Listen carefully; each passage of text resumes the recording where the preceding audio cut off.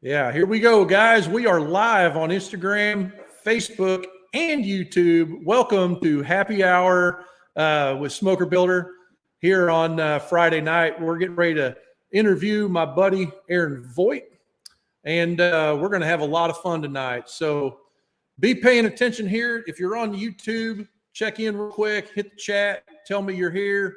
If you're on Facebook, one of the Facebook pages or groups, I'm super excited that you're here also, people jumping in. Now, with no further ado, I'm going to bring my bro Aaron on. You ready, Aaron? Let's do it. Damn, here we go. Hey, what's happening? We are live, dude. Hey, where'd you get that sexy hat? Yeah, this guy in Missouri gave it to me. That freaking guy in Missouri. So what this is, everybody, this is the very, very first Happy Hour live multicast broadcast on Facebook, Instagram, YouTube, all over the freaking place. I'm just excited to do this. We're going to have some fun. We're going to pop some tops. You drinking there looks like a Dos Equis. Yeah, I didn't have time to chase down some fancy IPAs, so I ran over to Walgreens and kept it real with some Dos Equis. I did, however, have a lime on hand and some salt, so we'll just go ahead and take care of that and give one up to Frank and the crew at SmokerBuilder. Cheers, everybody. It is Happy Hour Friday night in Missouri. It's an hour before where Aaron's at. It's probably 2 hours before where everybody else is at. True. Anyway, we're glad you're here, guys.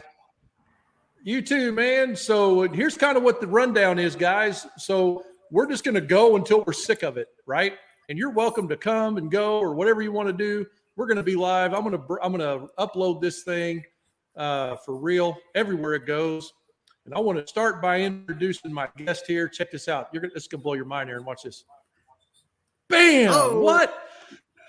Wow, that's Mr. Voigt, guys. That's his profile on Instagram. Pretty close. At Mr. Voigt. Huh? Your beard's longer. It's a little more gray. You don't have a fedora on. That's true. But anyway, yeah. So this is Mr. Voigt. Check out his profile on the old Instagram there. It's super cool. He's a super cool dude. He does a lot of cool stuff. So tell us kind of how you got into building cookers, Aaron. Oh man. Well, I didn't. My mom's from Texas, in general, but, for that matter. My family's out here from Arizona, so Dad did chicken in the backyard, and it was just fire and flame and protein, and we all loved it on Sundays. And as I moved out and went away, so did all that. So I had to get up to speed and bring that chicken back on Sundays, and then that just meant like making grill. I had to make my own grill, and then that just started escalating, and then I'm like, man, well, if I'm making my grill, then I can certainly make a smoker. So I just decided to take on the task and figure it out. And you know how that goes. Oh yeah. So did you learn to weld from your dad? Yeah, I'm a welder's son. I didn't really have a chance. Yeah. I got pictures of my dad and I with drills, way back in the day, and it's just something that was inside of him. And he never had a shop growing up, so we had one at our house, and we just used it. We were out there all the time. I was helping my dad with stuff, and whenever he needed hands, that was it. So, yeah, I was combing through your profile earlier today. Your dad was a hell of a dude, man. He's looking at those pictures of you growing up, and he's still welding today. And he's a certified welding instructor, I believe, too, isn't he?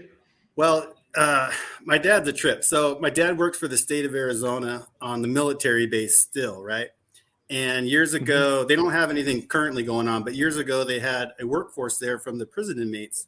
And they were just going there, and they would take care of whatever the base needed, from janitorial to landscaping.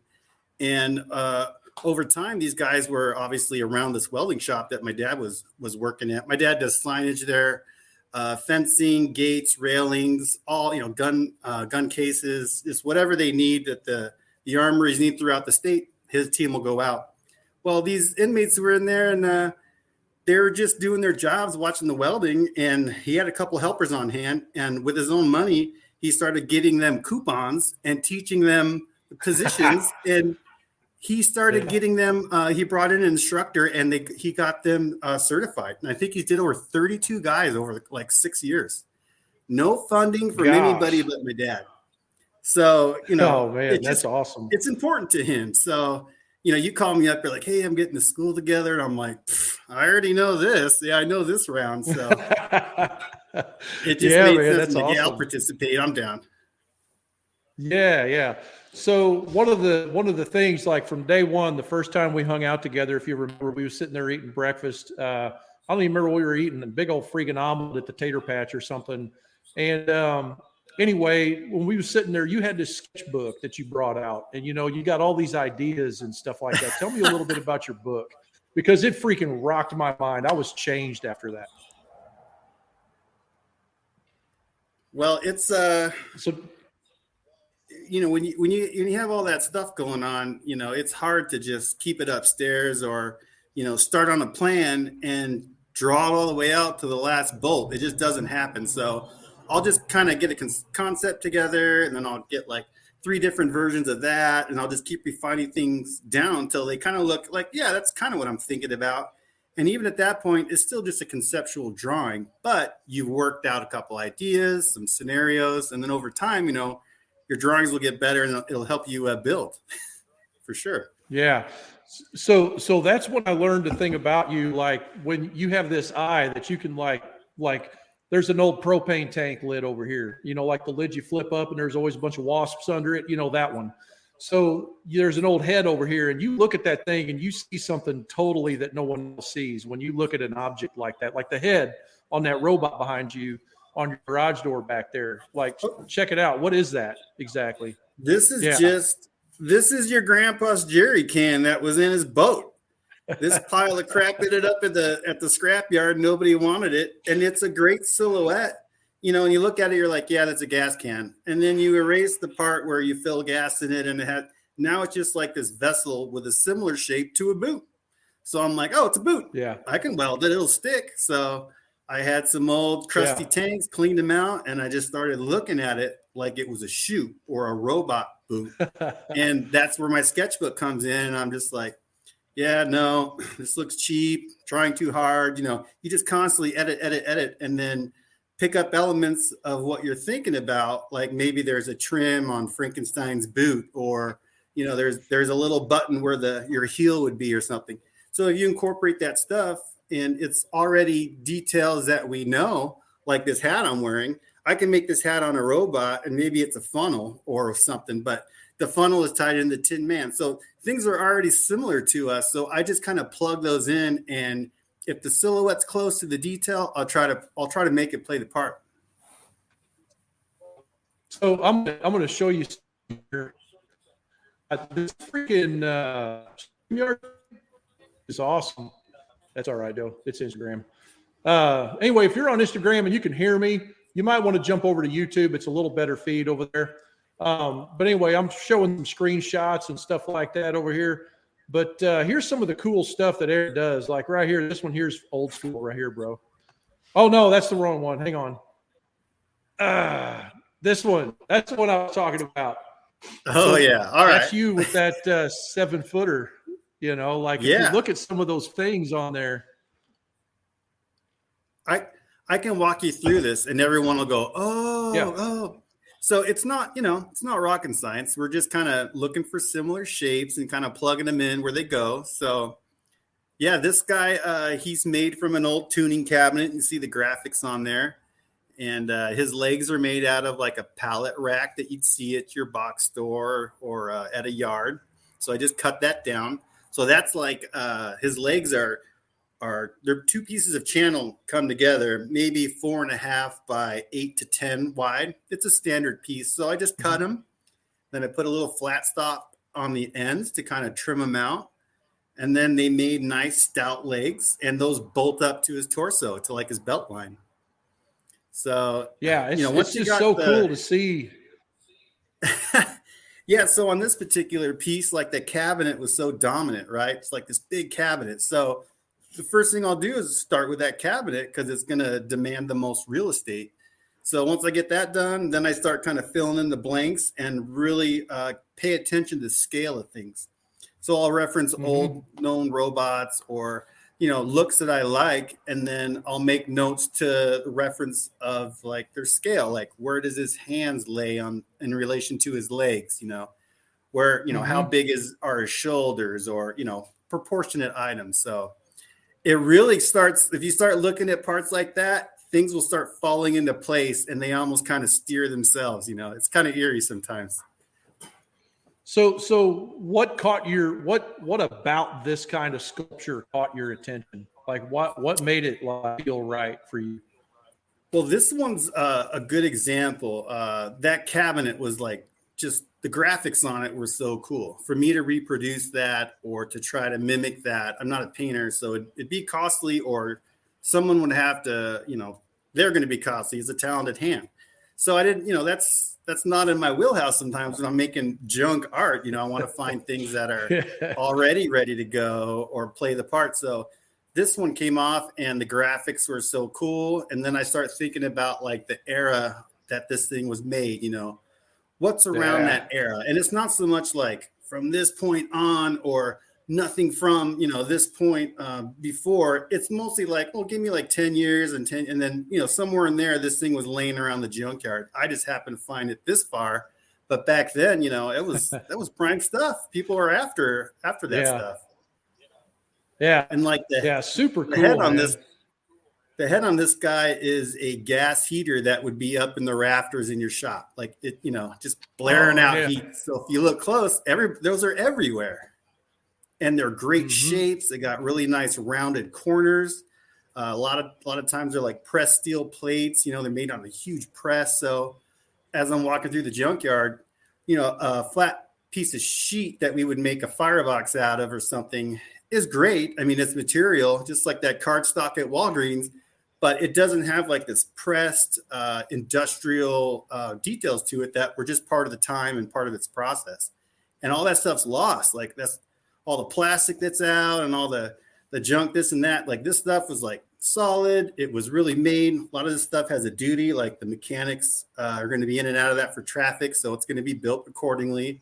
That thing's a heater, so it has to withstand whatever heat it's putting out. So all these things have value to assembly, welding together, being durable. I don't want, it can look great, but if you come up and it's cutting your hand or it's like super sketchy, what's the point? You're missing it. So these things are stout. I could take that thing and tip it all the way on its feet and it's not going to move. It'll just be one solid piece. Then I can unbolt it and that thing would fit in our Scion. So that's awesome. You just, you kind of just play all that things out and you gotta think ahead like, oh shit, I made this really cool 8-foot robot, but how am I going to move it? So haul it. That's a serious problem. I'm thinking about the pool butler that you made, and I didn't grab a picture of that, but that pool butler was really freaking cool, and it unbolts and everything, so you can haul it in a smaller unit.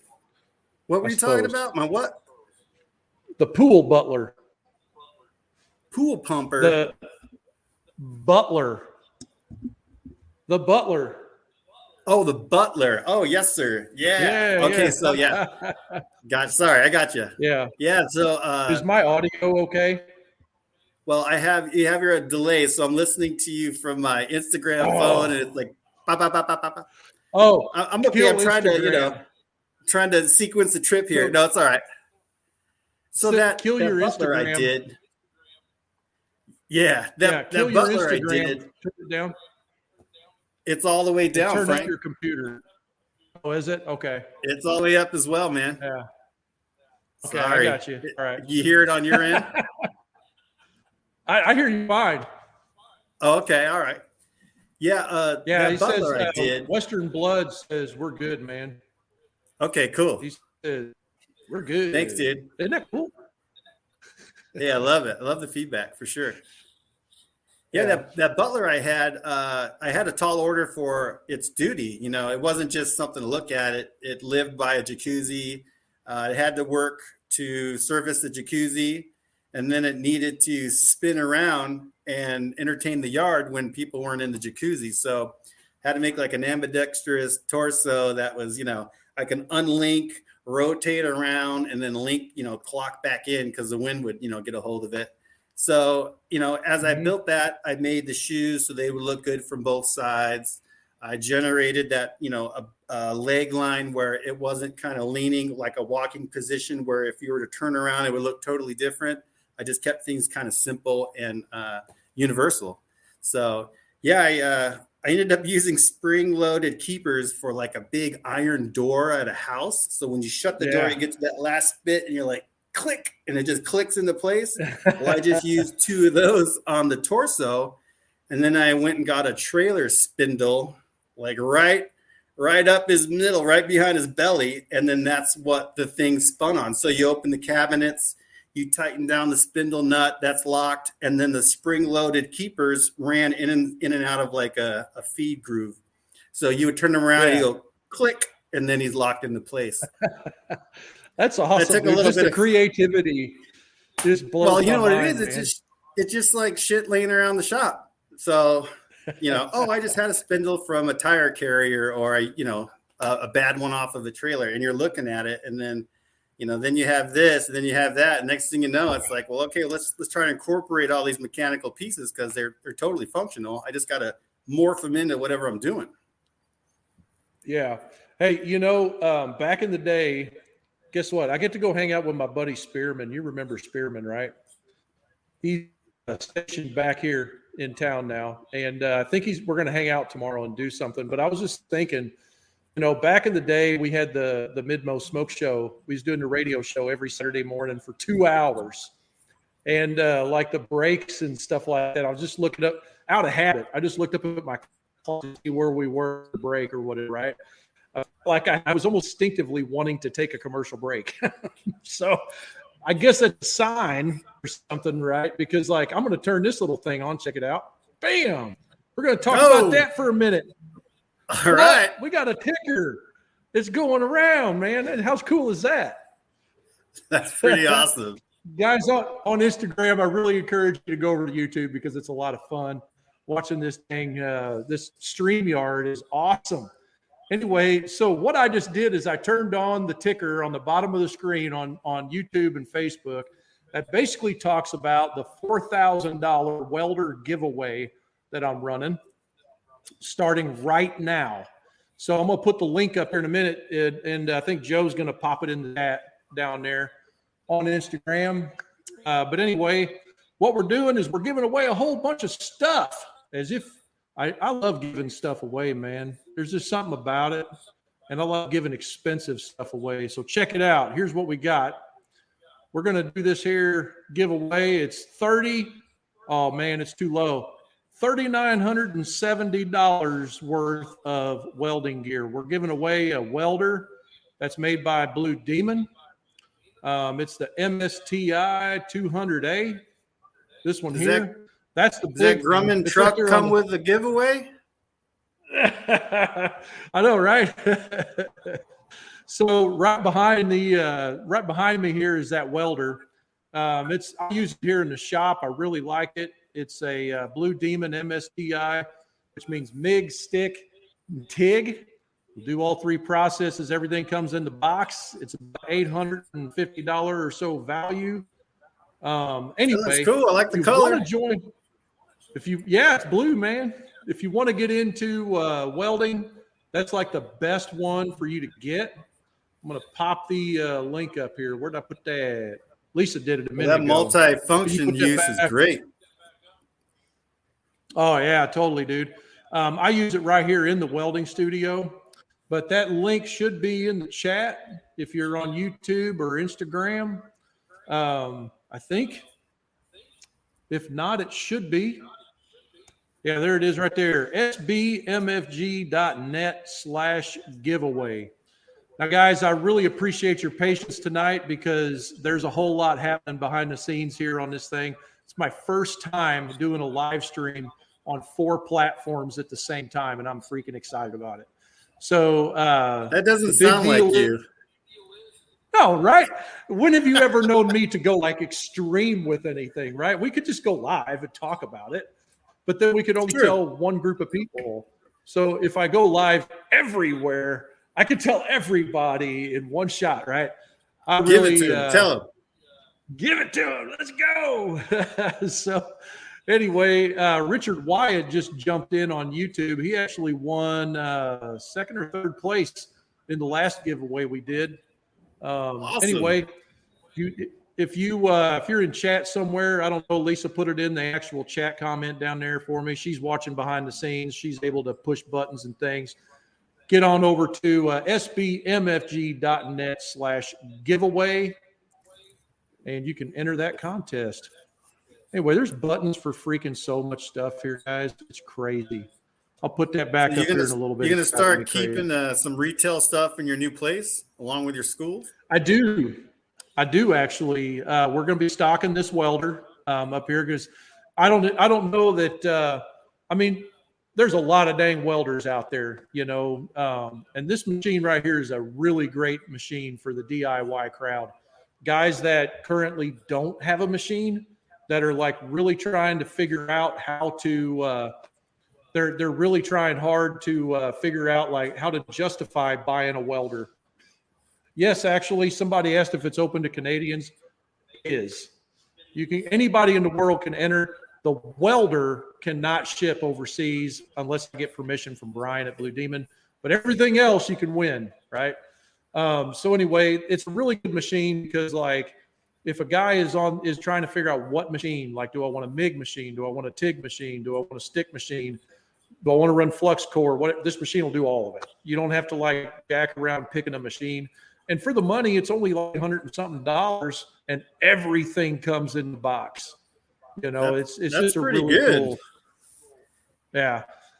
And so anyway, we're giving one of them things away. I can't wait. I want to give a shout out here real quick, guys, because this guy's really cool. Here, watch this here. Q. Okay. So this cat right here. Okay. So he is from South Carolina. And his brother on YouTube is Ray's BBQ. What's significant about that is Ray just built first that I know of, completely built in China, 1,000-gallon smoker for his restaurant down there. That's a big freaking deal to me. And he used our plans, of course. So it was a real honor to help with that. But go over to on YouTube, go to Ray's BBQ sometime, and you can see like that freaking awesome smoker he built. And anyway, Q is his counterpart in the U.S. and Q went around and did the barbecue tour and stuff, anyway, he's really a great guy. So anyway, let's talk about some other stuff here. What is your favorite project that you ever did? Man, there's I think I did one for I did some volunteer work for a local organization called Free Arts of Arizona, and they would do well, there's different facets of the organization, but they would have a charity auction yearly. And one year I took an old bladder from like a steam engine, maybe for a house or a farm. And it was this large cast iron vessel. And I just kind of stood it up and I put some foliage in its head. And then I took some plow discs, and I just cut them in half like the discos. And then I made a shoulder bust, and I rolled just a big shoulder bust out of there. And I called them bushel and a peck. So I auctioned that off, and that was really rewarding because all that goes right back into the kids. So that's kind of like the best thing. Yeah.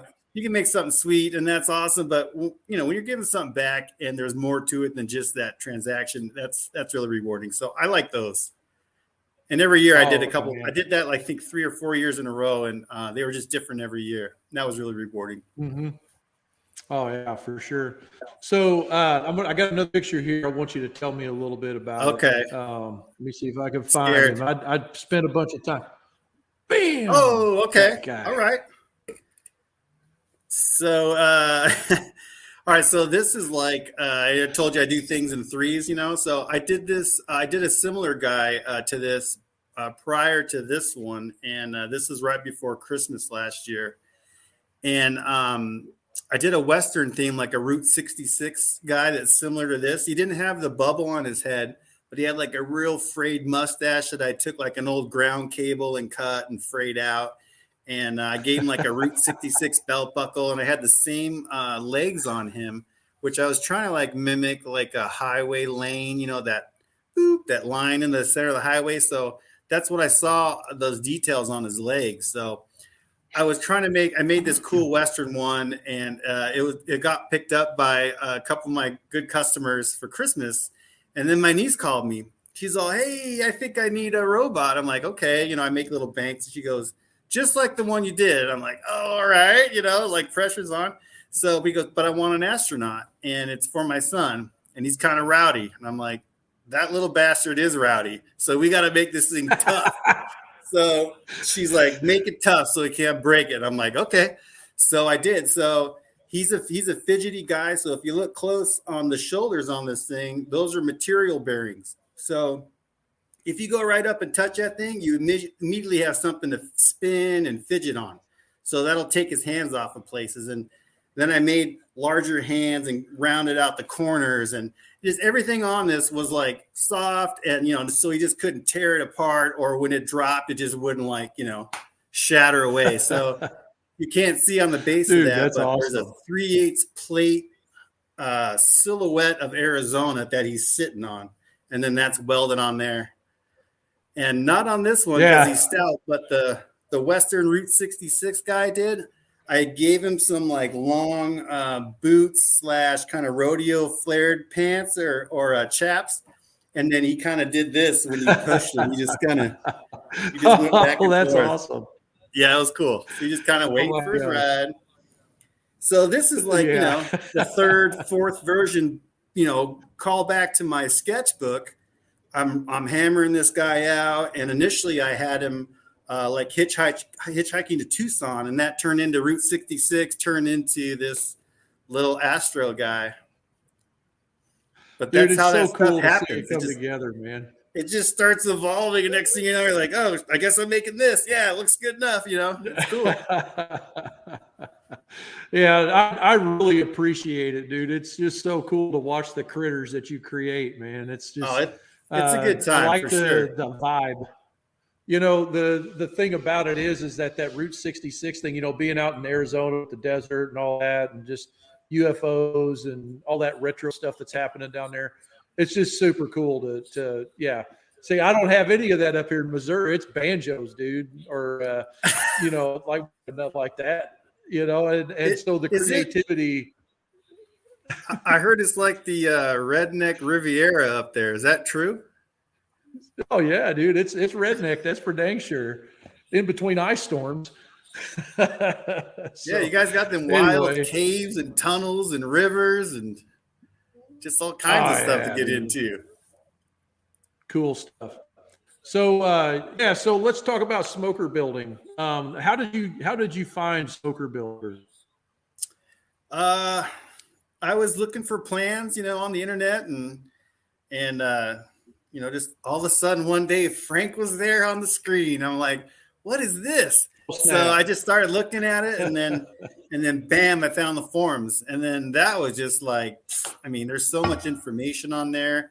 Guys like Terry chiming in and putting their 2 cents in there and kind of giving you their fumbles and their screw ups, or, hey, look out for this.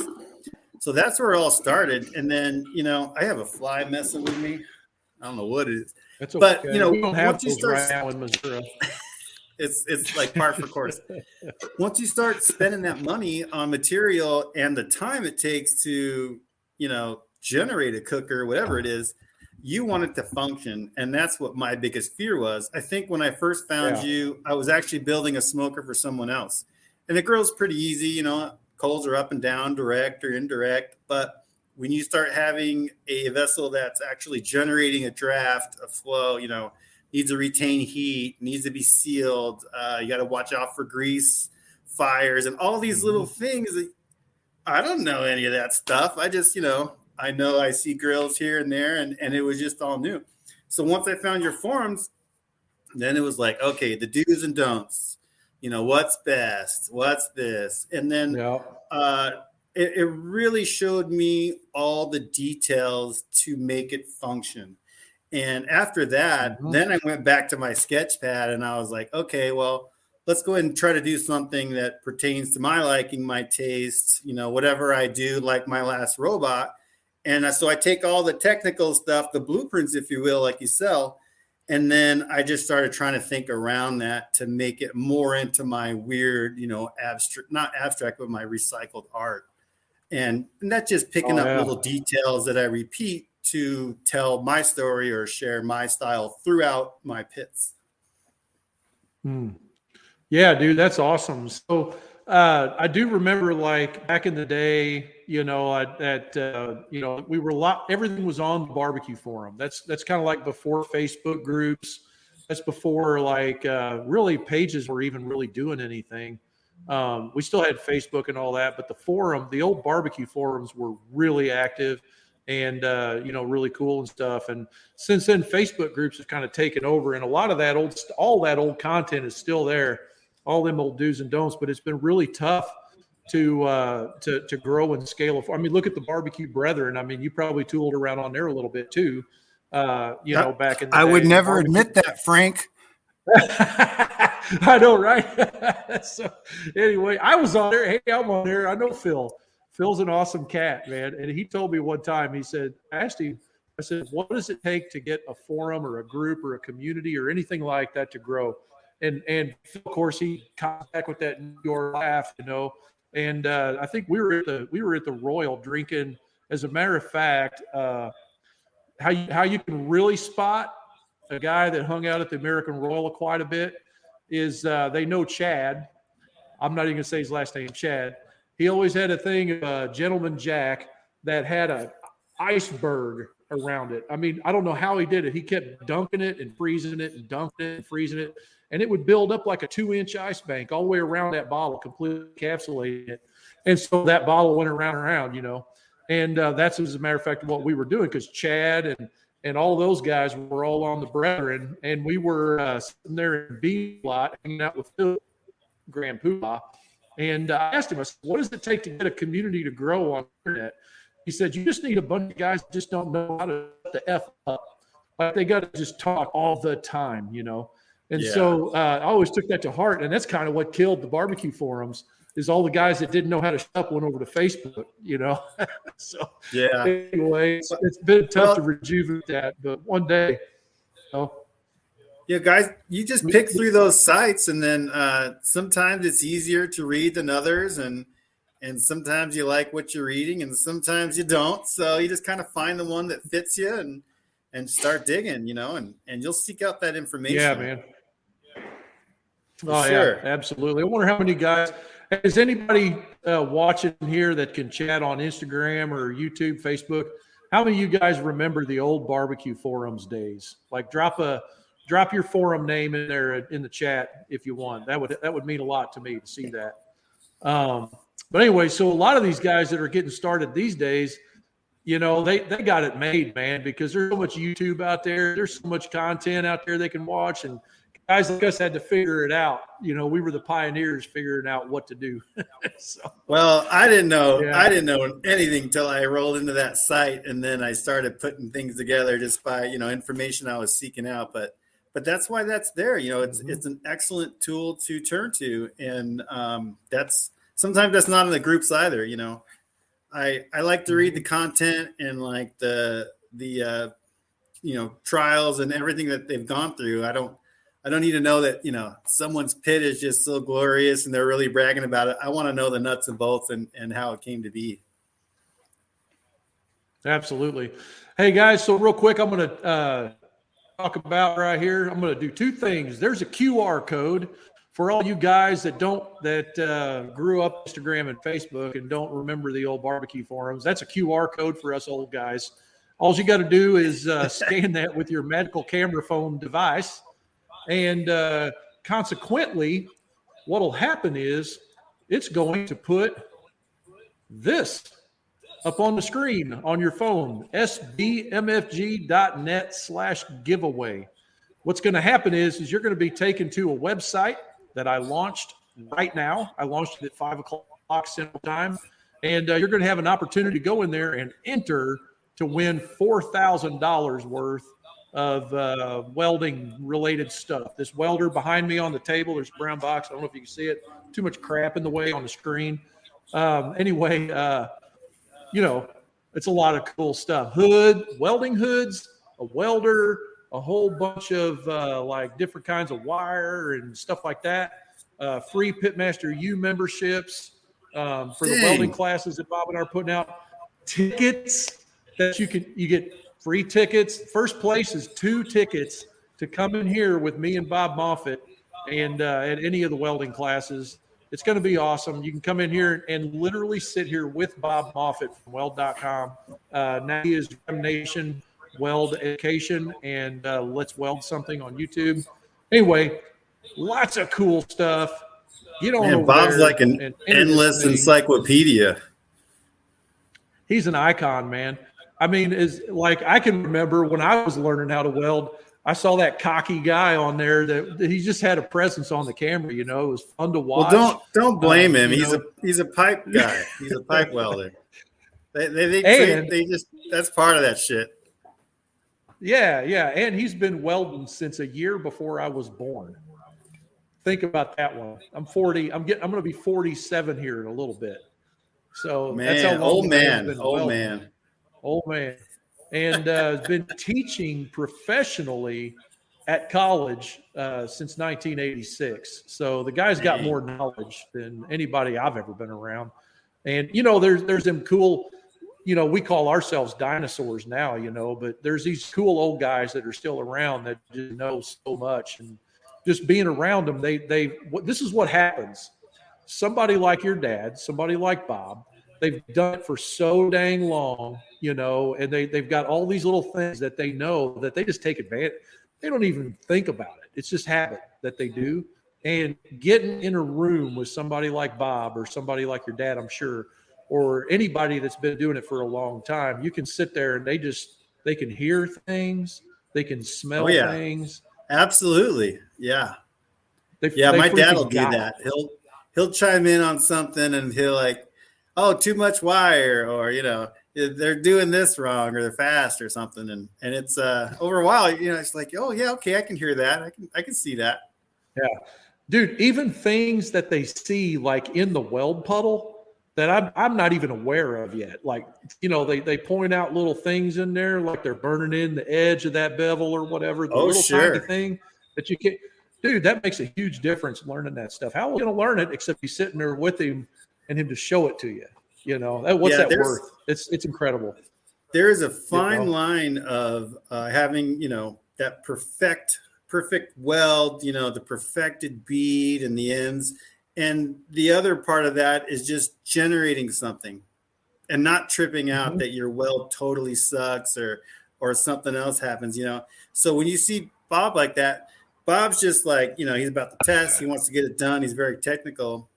And then I know other welders that they're not even thinking about that. It holds, they'll give it a shake and they're moving on because they're trying to produce something that they see. So, over time I was like torn, like, well, I don't want to, my dad's looking at my work, but I still want him to do something kind of wild and ornate. So I tried to bring those worlds together as close as I could to try to make that better product. But you definitely need both of those welders though. You need the jerk that doesn't care and it just, flux coring everything and it's gross. But when he's done, you're like, oh, that's really beautiful. It doesn't matter how, he got there, but it's there. I understand now.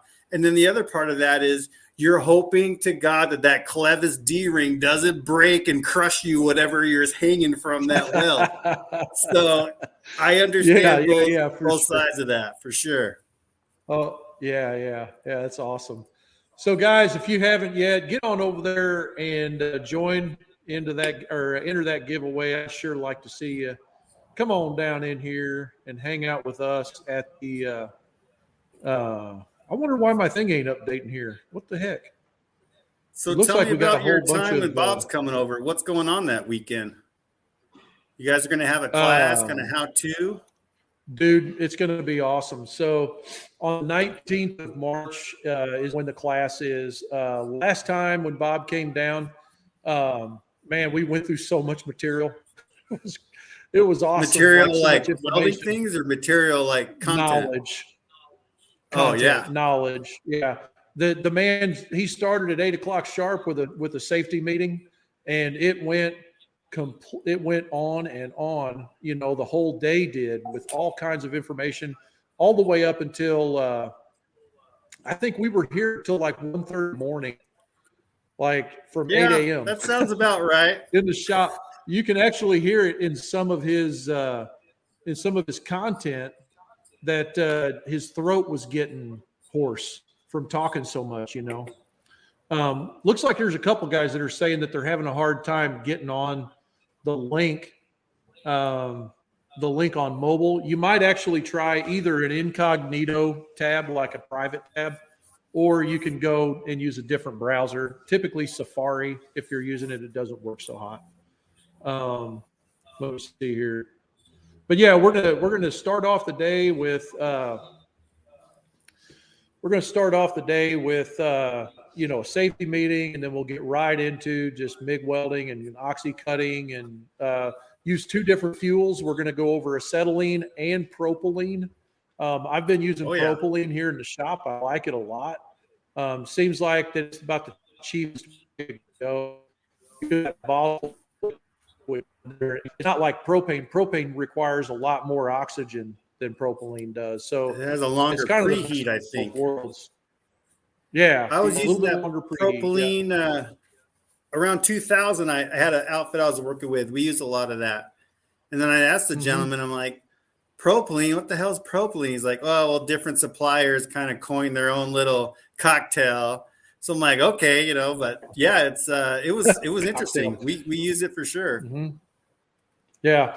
And so we're going to use both kinds of gas, and then we got plasma cutting and all that stuff in here as well. Then you're going to burn a lot of wire and waste a lot of coupons. I just got 1,000 pounds of coupons in, just little pieces, different ranges, Does Bob do like the double hand weld kind of thing or something? He hasn't done it at once. Yeah. I haven't seen him do that yet in here. Yeah, he did flip up the hood when he was doing a root pass, and have a conversation. That was cool. So anyway, hilarious. Guys, just so you know, I got Jacob in here. He's helping me out with all of this. He's working on the technical stuff for getting on the giveaway. Anyway, it's coming around. And we're going to do it for 30 days. So you won't be left out for sure. Let's take some questions and comments here. Aaron, looks like there's quite a bit going on in the chat. Okay. Here we go. Here's one I answered earlier. Open to Canadians. Yes, it is. We won't hold that against you. Yeah. Let's see. Dennis G entered. Says Richie says. Oh, that I think Lisa's making them go. Hang on, Lisa. Let me drive.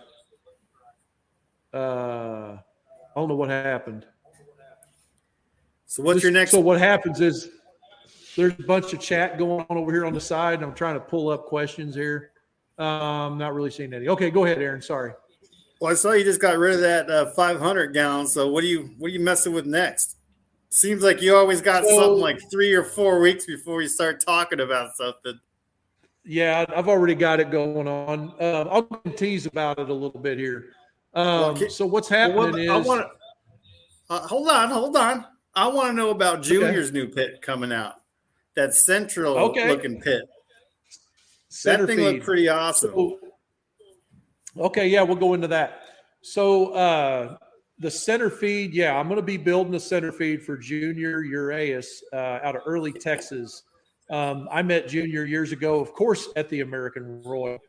And Junior has a barbecue restaurant. He was in Midland for a long time. He's also got a rub company. And back in the day on the old podcast stuff with Barbecue Superstars is when I met Junior. He had Junior's Rub for Grub, and it's really good rub, man. It's good stuff. But anyway, I already got the beer burps. But anyway, Junior hit me up the other day because he's got that new restaurant down in Texas. and he's got limited space, but needs a high volume that he can cook. And so he, years ago, I don't know where he got the design ideas from, but he had a center, what I call a center feed reverse flow. He built it a little different than our design. I think 2012 or so, I did a design for a guy named Gizmo on our forum, and he built a cooker called Edna. And basically all it is you take the same math and everything for a reverse flow, but the firebox is in the dead center middle, and it goes up like this, and it turns and goes both ways and comes back up. I'm trying to get my orientation like that. Goes back to the middle and out. So the gap, the gap is both ends of the baffle plate.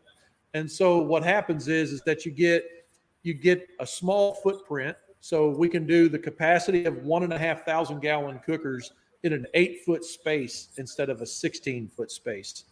And so a 1,000 gallon cooker can cook a whole lot of brisket. Now, vertically, there's a little bit of temperature difference. So you got to be careful, right. How you're flipping. You can just kind of graduate during the cook, right? Yeah. Usually what I do is the middle is fine, but I'll take the top and the bottom and I'll just flip them like that. And when I do that, you get the same product top to bottom pretty much. Would you say that cooker is gonna? Would you say that cooker is gonna draft volume as much as like a traditional, or is it a little bit slower? No, it'll work just like a reverse flow. It'll be a lot more even because the top of the firebox is insulated and it's in the dead center of the pit instead of one end. So basically, you just split.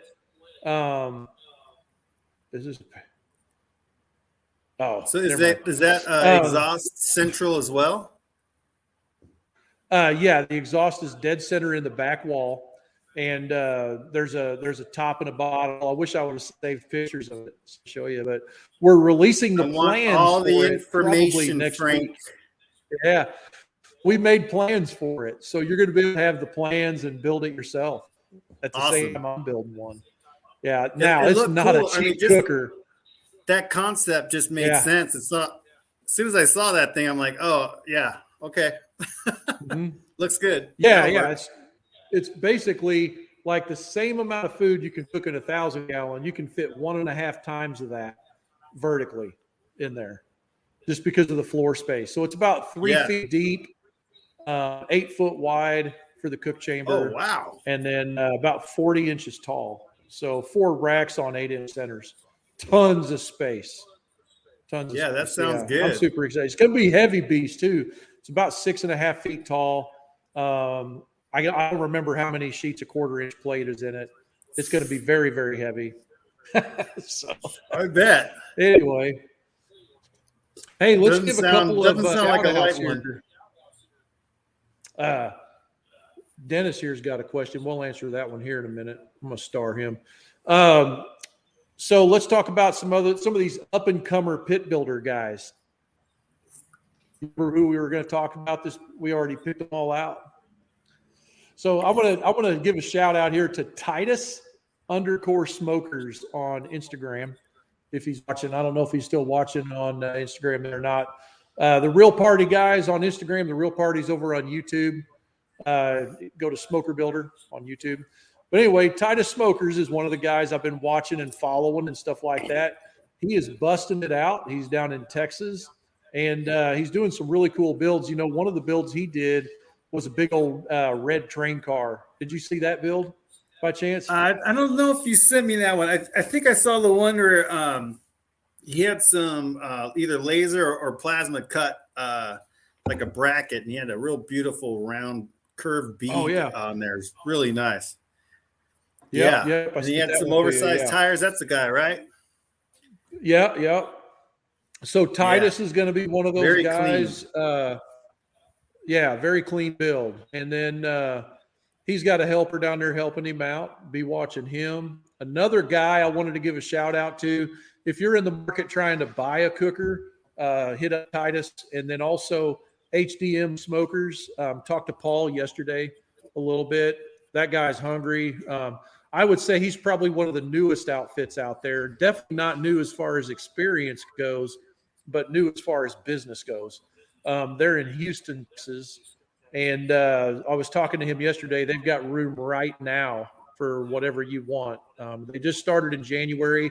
He's got a few builds under his belt. He's, as a matter of fact, he just restored a Moberg cooker and built an awning over the trailer and stuff like that for a guy down there. Really cool build, really great guy. They're full time as well. And then I don't remember any of the others. Man, there's so many pits to get built and work out there. It's really neat to see these guys kind of turning their focus to this stuff and getting in the community. Because there's welders all over the place. We have a Caterpillar dealer up the street here to ornamental iron stuff, of course, but just to get into the cookers and all that, it's pretty cool. I think, there's more to it. And some guys just don't want to venture there, and don't be scared. Like, get on that old forum, that all that information's on there. And a lot of those dudes are still around, and you just knock on that door and you'd be surprised on who'd help you out and get you in that field. Like Frank. Oh yeah. Yeah. That's what I'm here for. Yeah.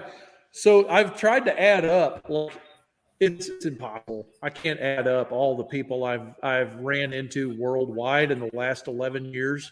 Guys in Africa, there's a few guys over in Africa. One guy's named Michael Robinson.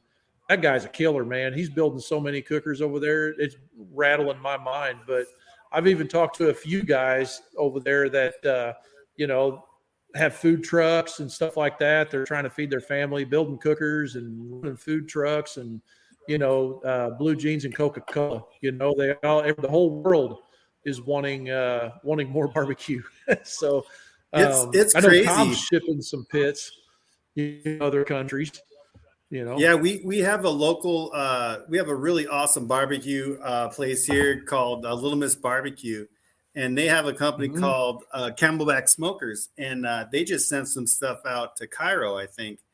And you're like, what? Wow. Egypt? Like, oh, yeah. They flew the 1,000-gallon pits out to Cairo. And I was all, that's awesome. I'm all, what? So, yeah. I mean, that just tells you that people want this American fabric of these smokers. And I know you're building that cabinet, but this silhouette is really just that. It's like this iconic shape and visually that has a lot of value. That has people are seeing that and they're remembering wherever they fell in love with that barbecue, whether it's up in the Carolinas or down in Central Texas. It's amazing how much people that are into it just light up. It's like, holy smokes, what? Oh yeah. Oh yeah. Yeah. I always messing with the butchers at the meat counter, They're like, oh, you're gonna cook that, you're gonna smoke that. I'm like, oh, I got a smoker. They're like, oh, I got a Traeger. And I'm like, check this out. And they just shut up. They're just like, what? And I'm all, yeah, we make real fire burning pits, man. You don't have to plug that shit in. Yeah. And they're just blown away. Like, how do you do that? I'm all SmokerBuilder. Yeah. Start there. Here's one for you, Aaron, off YouTube, Western Blood. You had a art fireplace go to a hotel in Germany. Could you talk about that? All right. Well, weird enough, my last name's Voigt on my shirt here. And my mom's side of the family, we're out of El Paso. We're tan, we're Mexican. And my dad's side is white as white can be, straight out of Germany.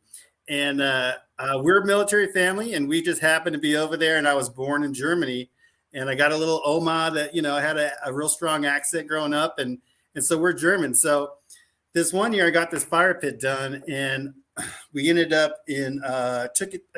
I don't remember the show. I may have been the Roadster show, but it was definitely at Pomona for the automotive swap meet. So. The pit I did, it looked like a silhouette of an old school television, like from I Love Lucy. It had like a circular oval shape to it. And what I had found was I found a water tank that was on a wooden, like a wagon, and it was that oval tank, and there was 3 tanks. So one was like 5, and then a 4-footer, and then maybe like an 18-incher. They may have been some for the farm or ag or something, but so I saw that and I'm like, oh, that's like a retro TV. That's a TV. So I made it look like a TV. I made a really cool silhouette for the screen, and then I made the screen where it kind of folds out on a pin and then it folds back, and it was on an angle cut. So if you open the door and you let it shut, it would work itself back and then close.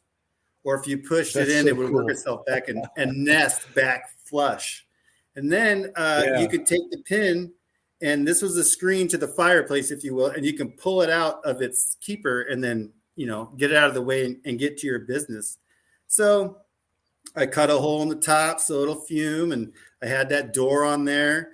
And then on the back side, I made an intake so I had some fresh air coming in.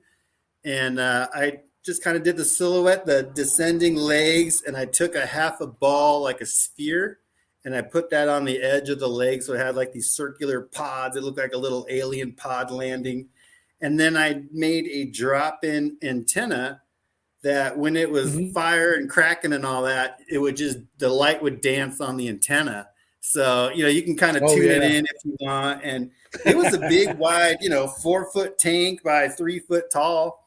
And it looked like a damn TV when it was done. It was like, it just worked out so nice. And the acoustics off of that, like the face on it wasn't like a sheer, straight. It had like a bulge and a bubble to it. So the corners were kind of rounded.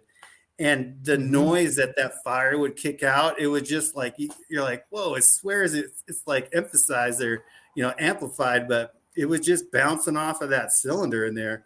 And so we're in Pomona, and like I'm sitting there and I'm like waiting. Some people are stopping by.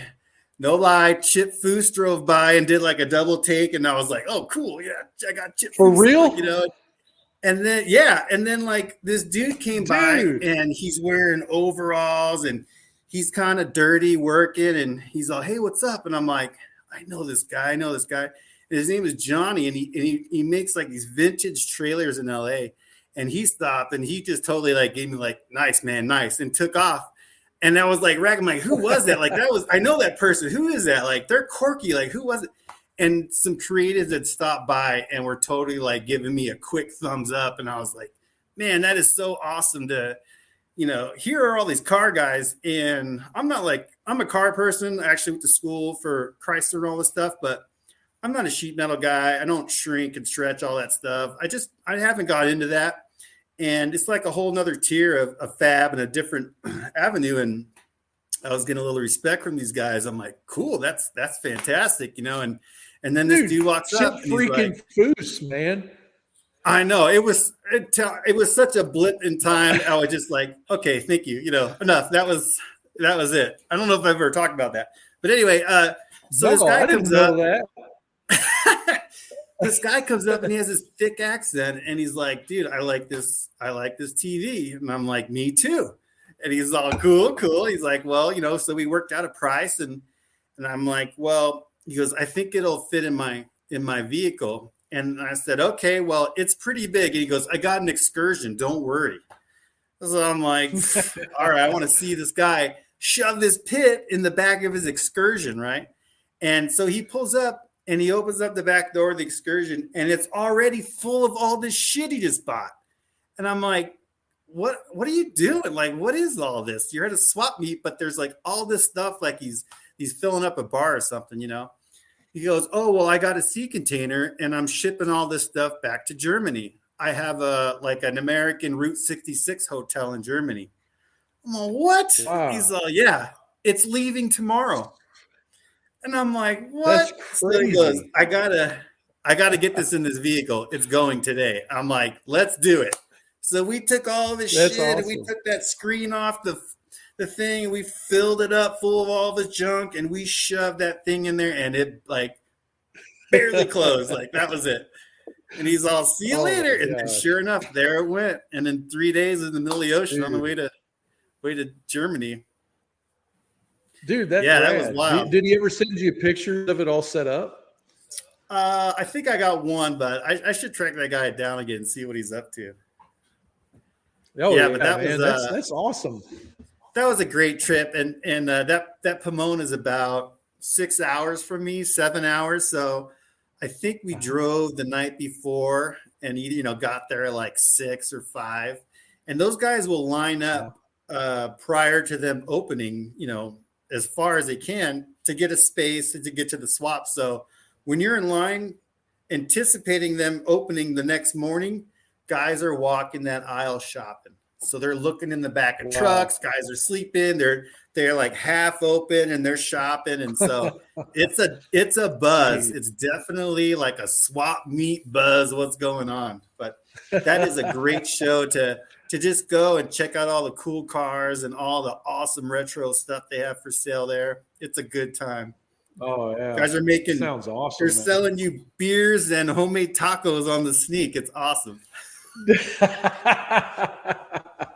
Homemade tacos. That's Oh yeah, cool, like they man. got a little hibachi set up, and they're like, "You got, want some tacos? We'll sell you a beer and 3 tacos or whatever." Yeah. They're gonna make money come hell or high water. It sounds like. Oh, they're just That's they're awesome. just kicking it, man. They're like, "Hey, we're doing it anyway. Let's just do it." That's cool. Here's a question here from Dennis. He says, "How can you tell if your reverse flow is drafting too much?" Hmm. That's a good question. So What is it? What does usually drafting mean? means it's like the volume of air is going out too fast. So one indicator, it depends on your situation and how the pit's designed. I'm going to go ahead and go all technical on you here. But basically you will wind up, it depends on if it's sucking too much cold air through your firebox, let's say. So you'll be throwing a lot of wood at the fire, trying to get enough heat into that air mass. Or it could be that your cooker's if you're have your fires too big and you got to cut your fire way back in order to keep from overheating. You'll either overheat or you won't get hot enough. You'll use too much fuel or not enough fuel. One of those two things is how you'll know. If you have too much fuel, if you have to keep throwing more wood on there to get hot, then more than likely you're either bypassing cold air around your coal bed that's causing your air mixture to your temperature to mix too cold. So you just have to block off the area around your log rack so that you can force more air to go directly through the coal bed. Or the other way around is if you're having to minimize how much fuel is in your coal bed, and like it's just sucking too much air and it's all going through the coal bed, and you can't drop temp, then more than likely you've got some kind of an issue with the way your firebox is built, things like that. Your stack length, your baffle plate gap, those kind of things. Anyway, hope that helps on that one there. Here's another question. Let's get this one here. Jim Newell says, on a reverse flow smoker, do you tack in your tuning plates or adjust them every time? On a reverse flow smoker, it's all just one big baffle plate. It's welded in solid. You don't adjust that. Now, you can adjust the baffle plate gap at the end of the baffle plate. I've done that before. You can make a little blade that opens and shuts and adjusts that. But if on tuning, like what I call a traditional offset, like Close used to build and those guys, that would be with tuning plates in the cook chamber, a whole bunch of little plates, and those do not get tacked in. And usually your stack is on the opposite end from the firebox. You adjust those little plates like that. Have you ever built any of those, Aaron? A reverse flow? I know you build reverse flows, but offset, traditional tuning plates? I have not. I haven't put a tuning plate on the end there. Is that what you're asking me? So if you've built with tuning plates before. No, I've like threatened to. Plates.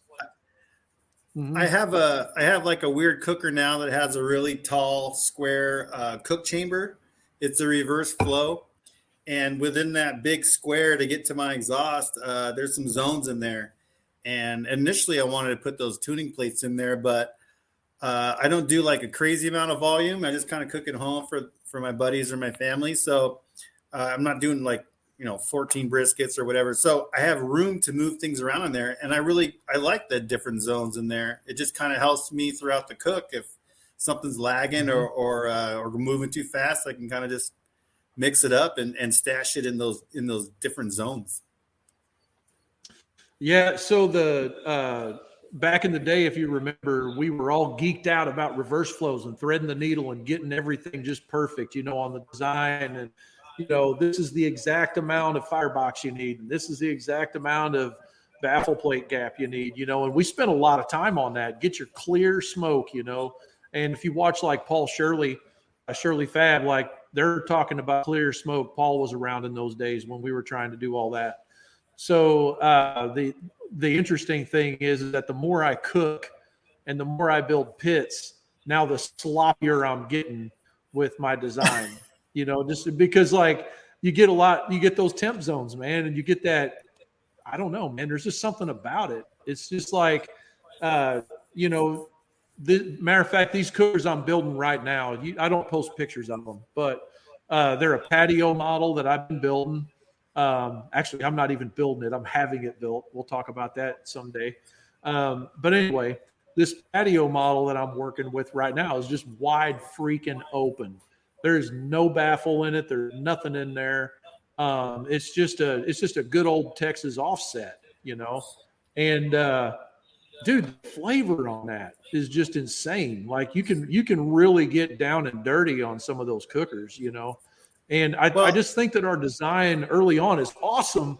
If you really need that control, you like in a commercial environment, you need that balance for production purposes and making money. Yeah.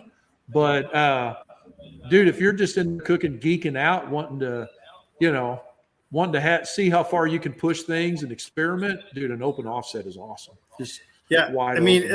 as long as you have a clean smoke happening and you're not poisoning your guests, game on. Rock and roll. Yeah.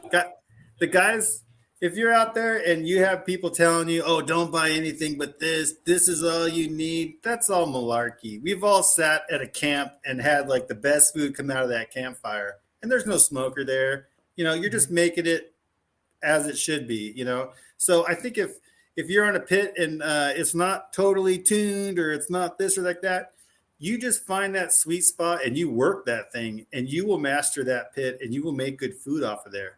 And then as you graduate through those pits, then you'll start, knowing what you like, what you don't like. I really wish it had this, if this was just this much bigger or this much smaller, and that's where it's cool to start building your own stuff. Oh yeah. So yeah, that's why we always say thin and blue, because that spectrum. Matter of fact, something interesting I haven't done yet, but I'm fixing to, and I would encourage anybody that's selling a volume of pits, especially if they're in California. Hey, wait, real quick. What's the quantity on that? Quantity cervezas por favor. Oh, well, it is Dos Equis, so there's two, Frank. There's two. Two for each, so that would be 4. Hell, I don't know. So I'm not. I think I'm on number 2. It's just a pint. I'm just having a pint. Just a pint, eh? So I'm on number 2. I'm finishing up. I can't remember. Anyway, Space Camper on my end. I saw that. I was going to say, huh? I saw the graphics on there, and I saw it was from Missouri, but they didn't have it at the first spot I went to, and then I was running out of time. Cosmic IPA, fellas. Space Camper from Boulevard. It's a Missouri company. Anyway, so what I was going to say is something that I would recommend you're doing if you sell pits in California to restaurants, okay? Or if you're a geek and you just want to know from me, you can actually be certified, and I can't remember what it's called, but it's I can get you all the information if you want it bad enough. Hit me up in the messages or something, or send me an email. But you actually, it's like an opacity test, and what that means is like they teach you how to judge how clean something is burning. For instance, a charcoal making factory, or hold on, kind of an industrial who's plant. telling you that? There's an organization that you have to go through. I wish I had all my information together. I do not. This is completely inspired by the beers I've been drinking because they are heavy IPAs with high alcohol content, and I'm all geeked out right now. So, anyway, all right. So I decided I'm going to get a test, and I'm going to become one of those certified opacity guys. I can't. Are remember you? what the hell it's called? Yeah, dude. Because it's only $200. So this is the God's honest truth. A buddy of mine, Ken speaking of God, is that like the ordained minister card you get online? Yes, it is totally. Anyway, so I got a buddy of mine in Oakland, California, named Ken Williams at Triple T BBQ in Oakland, California. I don't even think he's open yet because his cookers are still sitting in Tom's shop. Okay. Here's the issue. He's in downtown Oakland, right? Wait a minute. And Is this we all guy know how it competing gets out there. Is he competing with North? What's that? Is he, Competing with North. Matt, is it Matt North or not Matt North? No, Cali BBQ. No, Cali I think he goes BBQ? by his name. Horn? Is it Horn? Okay, Matt Horn. Their marketing is like, I mean, they could be selling Gucci watches for the marketing they're doing. It's just all, everything's They're just good. like really progressive and off. They're really serious about their Q. Hey, you know what's awesome about having my girl in here helping us, the SmokerBuilder? She just told me what it is, and she's absolutely correct. I cannot believe she got this. It's called Method 9 Opacity Certification. I got to know, girl, comment in the comments out where you found that because that is hilarious. I cannot believe that you found it. It is called Method 9 Certification, and you have to have it for the Clean Air Act in California because that's his problem. He can't open his restaurant until he passes. The smoker has to actually have a certification that it meets the Method 9 Opacity Certification for Clean Air Act in California. It doesn't matter everywhere else. It's only a problem in California, right? Big deal. That does sound like a problem. Man, I'm so torn between California. My family grew up in Southern California, and they have like the best eateries. And my parents and they're all part of the workforce down there. But man, all the politics and the clean air, this and that. I'm glad I'm here. Oh, great place to visit. Lisa just said she Googled it. That's where she got it. She just Googled it. I can't believe she picked it up. That's awesome. Way to go. But yeah, Method 9. So literally, you want to know what it takes to get certified? Oh, you're going to laugh your butt off, dude. Because it's awesome. What? You sit, so literally the test and the certification class lasts about 4 hours, and you meet out here at the city park. No kidding. They light a fire in a cooker, and you stand back, and you got to look at the paper and look at the smoke. Look at the paper, look at the smoke, and compare the color in grayscale of the smoke compared to the paper, what it shows, that color. And then you have to guess, which one is it? Like, at what point in the build is this? Or what point in the fire does this test? So I told him, like, no kidding, dude. It's the funniest thing in the world. So like it runs clear. So it'll pass up until the point you put a log on it. So I said, so while the guy comes to certify it, get a coal bed in that thing. Don't put no wood on that. Put a coal bed in it and just let it sit there and burn coal. Who cares about temperature? You don't know nothing. If you have like a one of those burn barrels like Mixon that just generating coals, can't you just immediately pass the test? Yeah, pretty much. It's just all about how big is your coal bed. You can pass the opacity test because the charcoal guy that made the charcoal did have to pass that test for EPA stuff. Like Todd down here at Timber Charcoal is the guy that told me all about it. He's the one that he's actually the certified guy for this area. And told me all about how to certify. He's like, charcoal, yeah. Like there ain't even no like instrumentation that you got to have to do that test. You just got to like look at the paper. What if you're colorblind? And you're colorblind. I am colorblind. That's why they do it in grayscale, because grayscale. You know I'm Mexican, right, Frank? I do. Oh my gosh, here's a good one here from Jim. He says all this here goes back to Frank saying there's no wrong way to build a pit, just some ways that are better than other ways. That's absolutely correct. Yeah, I do believe that. Don't ever talk shit on someone's pit, man. Everybody has a different, they're in a different part of their hobby, of their, experience in there. So whenever I see somebody that's either really failing or, whatever, I'm just always trying to be encouraging and help them, point out politely what's going on, that they're messing up. But yeah, I think that same thing with these welders. All the welders, they all have their own place in this whole thing, and it's just best to keep an open mind and keep learning and looking ahead to your next thing, rather than sitting back and telling everyone how awesome you are and how this is the only way to do it. That just doesn't exist. That's a false reality to me. Yeah. There's only the way that you are really good at building a pit.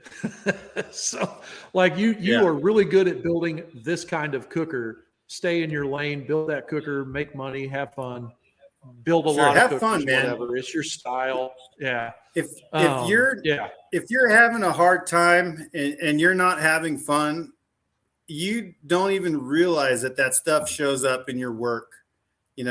When you're sitting there at the end of the product, you can just tell if somebody's into making this or they're just in there hitting that clock, Yeah, it's the proof is in the pudding. Yeah, let's take one here from Trailer Trash Projects. I love that name. I'll have to check out his feed. So he says, are competition smokers reverse, vertical, or horizontal? I've actually seen all three.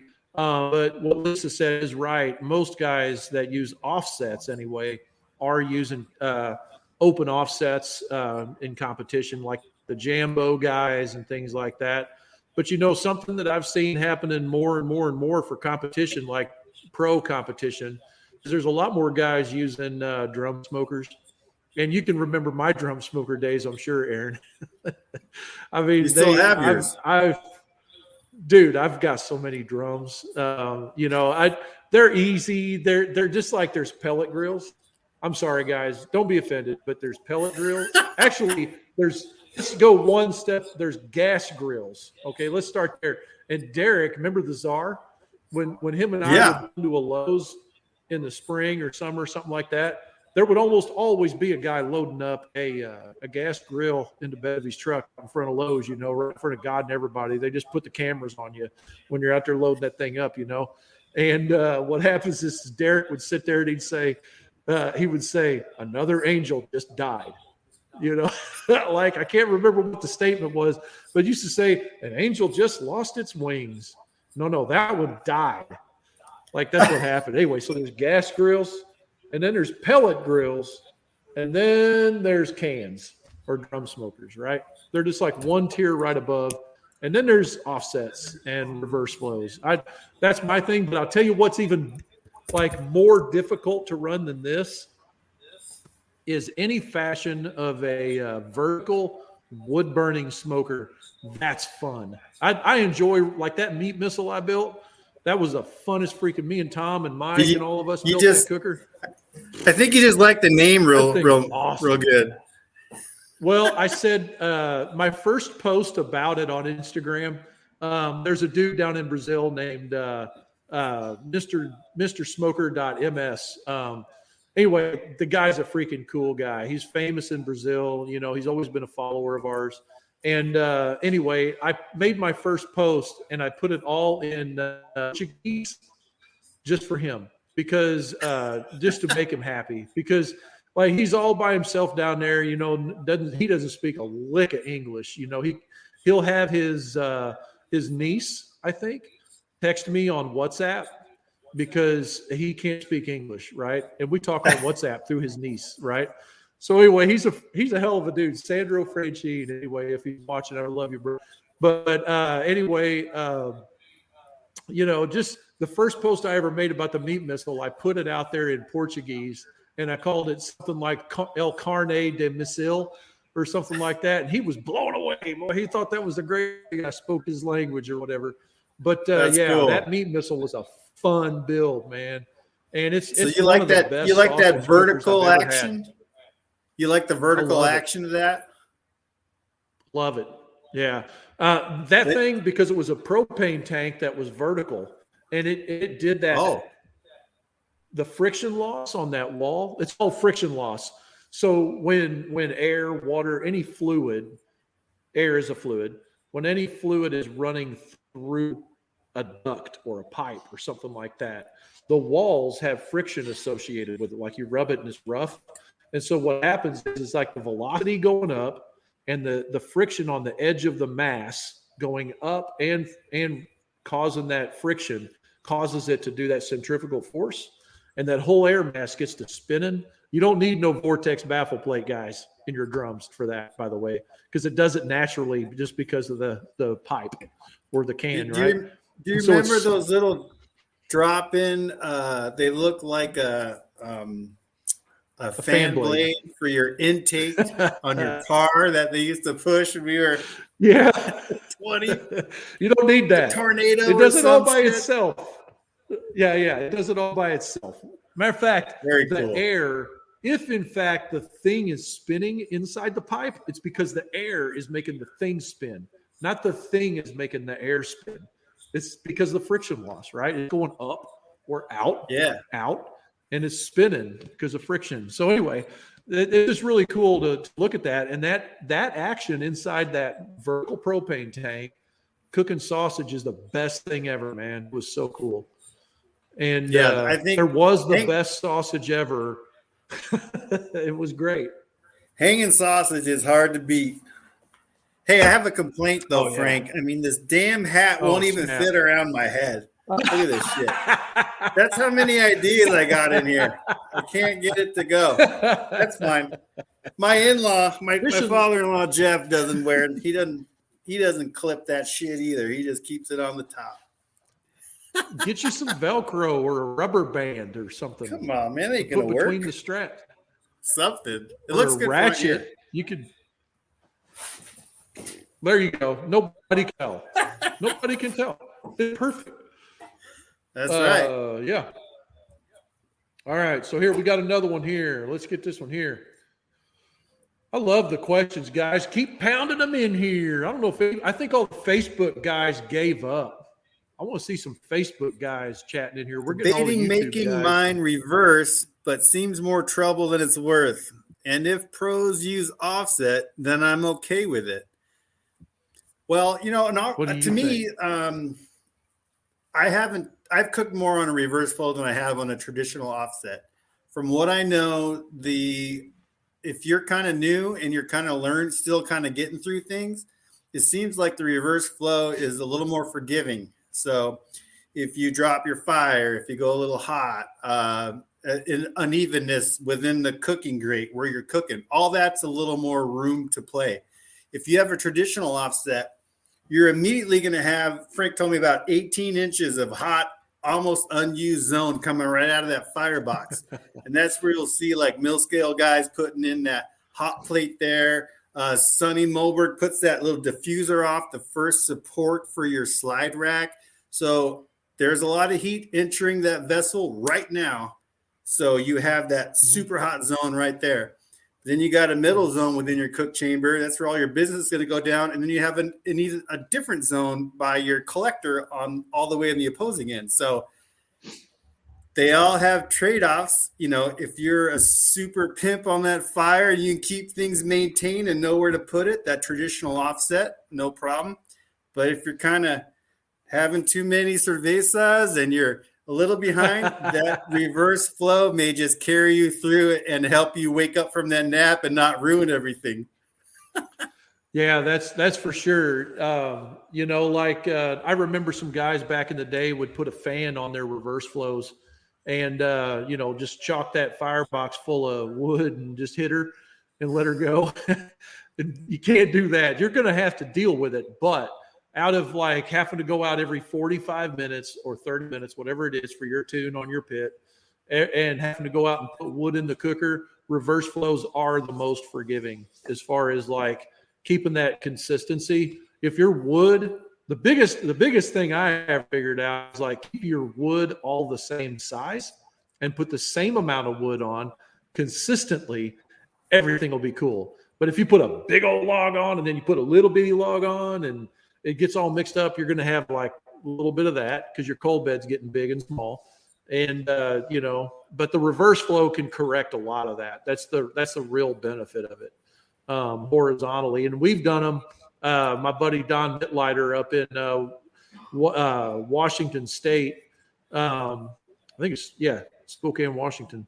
Anyway, Kim's Got Smoke is the name of his business. I freaking designed him a 16-foot, 1,000-gallon reverse flow, and he's built that thing years ago. He's built like 4 or 5 of them, and he swears by it. It's just like when you can travel air 16 feet, and then it can go up, and it can come back 16 feet, and like it's even. You got a good design, Like who would complain about that? And he's running they run a massive catering business up there.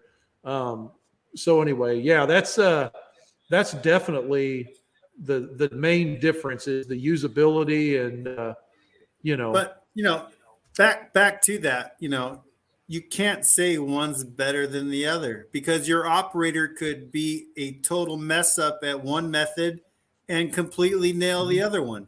So it's really learning whatever's in your hands. You can talk smack all day, super easy to do, and it's be like, oh, that sucks because of this. But if that thing showed up at your house, damn well you would figure out how to run it and figure out how to make it run right. So, I mean, as a matter of fact, like on the competition pits, like the open offset. So if you look at the Jambos, they've got that upper rack far away from the firebox and let a microwave. And so if you're not familiar with competition cooking, you can actually like take a Wagyu brisket, trim it down the right size. It's an expensive brisket, but you trim it down the right size and you set it down on that microwave and it'll literally swell the thickness of that brisket. That's a real good reason to use those offsets like that. That really hot zone. It just like like Darren Worth and those guys that you hear their name called every contest they're at, like they're called no matter what. Those guys run that pit like 450, 500 degrees, stick that brisket on there on that microwave, swell it, and then they'll pull it down. They won't put another log on that fire for 2 hours, 2.5 hours. They'll let that whole pit kind of coast and get down. I love that. And yeah, they just got it mastered, man. And no wonder they're winning all that money, They got to work their butt off to win money, but that's back to learning whatever's in your hands. So, if you're not cooking something on whatever you got, keep working at it because somebody's cooking. Mm-hmm. Somebody can take care of that task on your equipment. So you should be able to as well, Yeah. Let's see. Richard's got a question here. Man, I love the questions coming in. Richard, how do you weld in hard to get places? I had a hilarious picture from Tom one time. Do you remember the picture where he like took the nozzle loose on the MIG gun and pulled, and there's a bunch of wire out, and he had the nozzle like aimed at the metal and was pulling the trigger? Jeez, that doesn't sound like Tom at all. I was like, it's like Bluetooth wire. No, I'm just kidding. Man, hard to reach places. What's the tips that you got for that? Okay, well, I try to plan ahead. I mean, sometimes it's hard to do, but if you can remember to do so, then don't put yourself in a corner. Don't make it hard to be a hard place to weld. Some of my hardest places to get to, I'm a pretty chunky guy.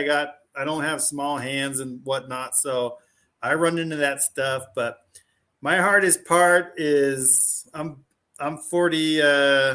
I'm 40 something, but it's hard to see sometimes when that shit's dark in there. So I'll have a light, or I have a light floating around here somewhere. I'll get a light in there. I'll get a mirror. Oftentimes, if it's tight like that, I got to get a draft fan going on. I should have more respirators and whatnot, but I just try to keep fans moving and being upwind. But plan ahead, man. You just got to don't leave yourself in a spot where you're putting a shitty well down because you can't get to it if you don't have to. So definitely take those extra steps to not put yourself in that. And when I make a double wall firebox, I try to do as much welding as I can before it's connected to the vessel, before I have to go overhead and do whatever I'm doing. Just save yourself. You know, you don't have to be a whatever to just nail it all as it is. If you can pre-plan and do as much ahead of time, do it. Save yourself. Yeah. You'll just look better in the end. The other thing is don't be afraid to get two gantries where you can flip and rotate things. So yeah, that's a tip that Tom uses. I know a lot. You like roll it. We always called it. Yeah, Seth always called the underside where the firebox meets the cook chamber. He always calls that the Devil's Canyon because I guess you can't flip and rotate that on the pipeline because you got to flip the whole pipeline, right? And so them guys are up there laying in the mud, you know, trying to what that freak. Dude, we're in a shop. Flip the thing upside down. Yeah, I had a guy tell me one time. He goes, "Oh, if you're not welding flat, then you know you're not doing this and you're not penetrating this." And I was just thinking to myself, well, do they lay all the bridges on their sides as they weld them up throughout the country? Or it's like, no, they don't.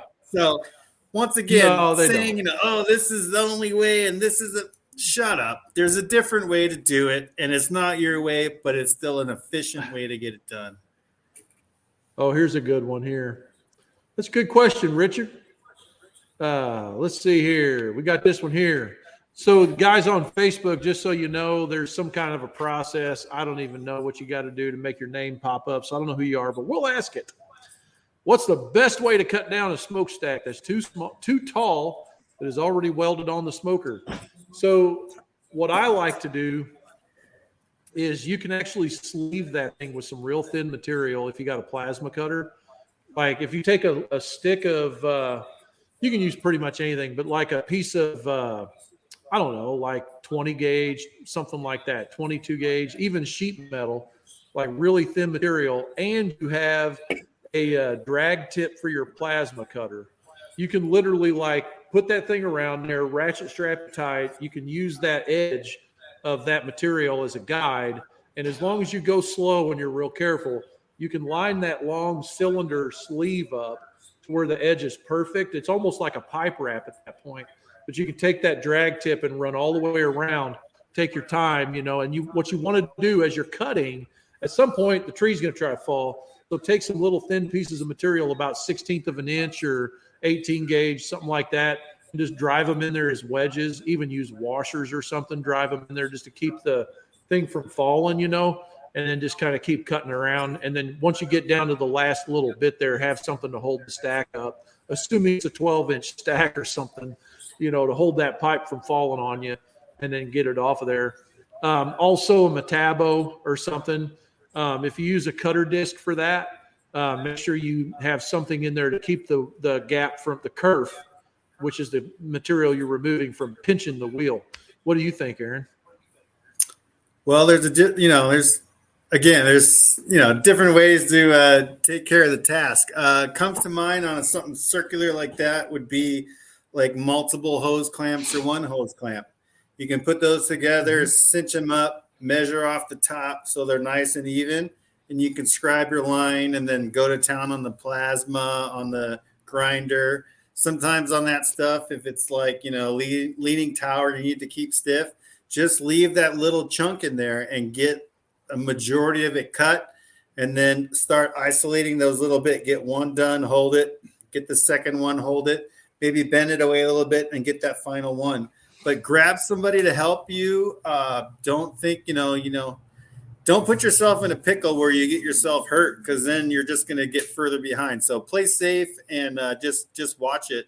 I would also not don't trip out too much on getting that cut totally perfect. I mean, if you got to go up a little bit from your new flush cut you want to make, and you're not great or you're not confident, then just move out of that zone a little bit, make that cut, and then now you have two pieces that you can kind of true up and make nice and clean again to come together, and bevel or whatever you need to do depending on how thick that is, and put that back together. But yeah, just take your time. And the truth, measure 3 times if you have to. No one's around. Yeah. Yeah. The truth is that the truth is that on a smokestack length, even if you're using the pit calculator like at bbqpitcalculator.com or somewhere like that, it's not like critical to the inch. So you got a little bit of room. If it said 39 inches and you cut it an inch short, it's probably not going to mess your cooker's flow up or anything like that. Too bad. I mean, there's other things in the cooker that'll probably make a bigger impact, like wood, bad picture, like that. Yeah. That'll make a bigger impact on it than an inch of smokestack, So we used to always say on my old go-kart, we used to do a long straight pipe, and then we'd run that sucker until that blue mark would show up somewhere on the pipe, and then that's where we cut it off. And then our pipe was tuned. That was tuned. That's awesome. Yeah, that was it. I don't know if a smokestack would get blue though. That would be cool if you could do it that way. Yeah, right. Just show you that perfect little. But even then, like I'll try to make my smokestacks a little bit greater than the percentages on the calculator. I mean, why not? So what if it's barely cracked, closed, or it needs to stay open? You got that room in there. Things are going to change off that spreadsheet anyway. The weather, your wood, the wind, whatever. Yeah. Tom and I one time on a 1,000-gallon offset. Now, offsets break the rules a little bit, but on an offset, the smokestack length came up like, 6 feet. Something like that. And it was a 12-inch stack at 6 feet, whatever it was. And the guy that we were building the cooker for wanted, when the folding smokestack came down, he wanted the end of the smokestack to be exactly in the center of the length of the cook chamber. So it was 8 feet, actually 9 feet. And we wound up being 14 feet long on that smokestack, right, at 12 inches. It didn't even matter. The cooker ran fine. It was no big deal. But that was a 1,000-gallon cooker, and it was an open offset. It was just totally open. There was nothing in it. So I do a lot of backyard cookers. I'm not swinging for the restaurants and doing these really crazy long, 16-foot 1,000 gallons, 20-foot 1,000 gallons. I'm doing these smaller cookers, and with that. Like the largest, maybe like a 120 gallon, which is 24 by 5 foot or so. Is that right, Frank? Mm-hmm. I will make my stacks in a larger diameter so they're shorter, because if we have a stack here that's just over the 6-foot block fence, then you're violating code. So I'll make mine just a little bit bigger so they're just under the fence line, and there's no fold or nothing. They're just chilling, which is hilarious because I was gonna show this. Oh, there we go. Yeah. So, if you're on Instagram, go to YouTube. You can see the pictures I'm posting on the feed. Yeah. So here. that's my reverse flow made off of your plans, Frank's plans. Is it really? The smokestack's not up to what the plan said, though. I'm just kidding. It's probably the right volume. It's shorter though, isn't it? So this, I think I put it, I don't remember now. It's been too long.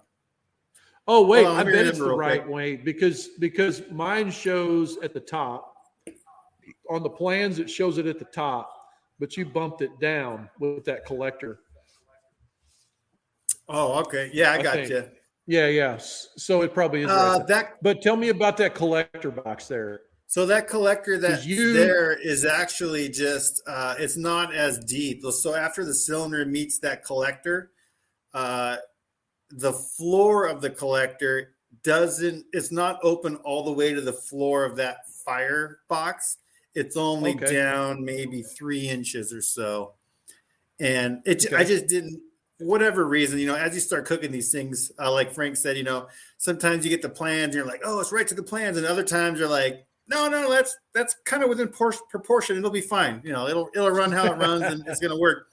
This is the same thing. It's like with reverse flow, it has all that time to travel and make its way back and then get to that collector and maybe it's going to flow. So whether or not you got that sucker all the way cranked on the exit, or maybe you're playing with the intake, it will work and flow. And this particular smoker went to my buddy Ryan, and Ryan cooks every day on those Camelback smokers at Little Miss Barbecue. So of all the people I know, all the people I know on this planet, Ryan is cooking the most briskets, the most constantly, and on the daily. So I was so happy when Ryan bought my smoker, because he was going to tell me if that thing sucked, if it needed this, or what was going on. And Scott Holmes makes all the smokers, the Camelback smokers that Ryan cooks on every day. So those things are gold. So I was just ready. I'm like, man, I hope my report card comes back good. If anything's whack, then I'm prepared to change it and fix it. But report card. Ryan had great things to share. I was so happy, and he says it's running pretty efficient, and he just wishes he had some more time to cook on it. So I was awesome. Stoked. I'm like, all right, Frank's proven again, and definitely with somebody that has some time under their belt. Yeah. Hey, so thank you, Frank. You bet, buddy. Cheers. Yeah. Hey, just so cheers, you know, buddy. your girl. Yeah. Cheers, buddy. Just so you know, your girl is watching on Instagram. Oh, she's always she's my biggest fan. You better keep it straight, dude. I just started dating her in like 99, so we're still working things out. I know, right? I got you beat by what? 3 years. 3 years? 96. Well, we started dating in 94. So longer than that. We got married in 96, but we was married. 96, that's when I graduated high school, Frank. I'm an old fart. I'm a dinosaur. True. Anyway. True. Yeah, I know, right? So yeah, here, I want to show one more time, guys, and just in case you don't know, this is fun. I like to push these buttons. Now there's a ticker going across the bottom of the screen on YouTube that says, get yourself on over to sbmfg.net/giveaway. Lisa just put that up on the screen on Facebook and Instagram. Basically what's happening is I'm giving away $4,000 worth of welding stuff. Hold on, wait for it. I'm going to get it. See, look right there. There's a welder on that table. I'm not going to pick it up. The welder's heavy. Anyway, I'm giving it away along with a whole bunch of other gear that I'm stupid enough to give away.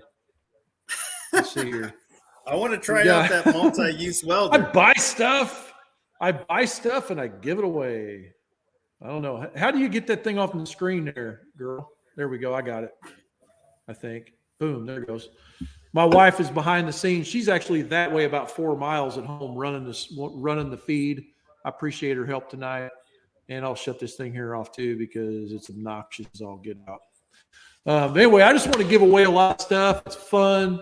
It's welders. If you're on the fence about what welder you should buy, why would you buy a welder, all that stuff, you don't think you'll use it that much. This little Blue Demon welder we're giving away is the ticket. I like it a lot. I use it in here. As a matter of fact, Bob, aka Ram_Nation58 on Instagram, signed my welding table, this one over here, with the TIG torch, and he did a good job. I was impressed. It's a lift start TIG. It's not a scratch start TIG, or it's not a helium. I want to get a review from Bob. I want Bob to tear my shit apart and be like, Oh, your he weld will. sucks here. Your weld sucks here. And then help me fix it. You know what I like so much about personal welding instruction with Bob is basically he gets up in there, he's freaking honest, but he's cool about it. He doesn't like yell at you. He doesn't make you feel stupid. He actually tells you what you're doing and is like, that's a great start, but here's what you could do to make it better, And the thing is that number one, you're pulling the trigger and you're welding. Congratulations. That's a big start. Most people never do that. Like the greatest majority of the world does not do that.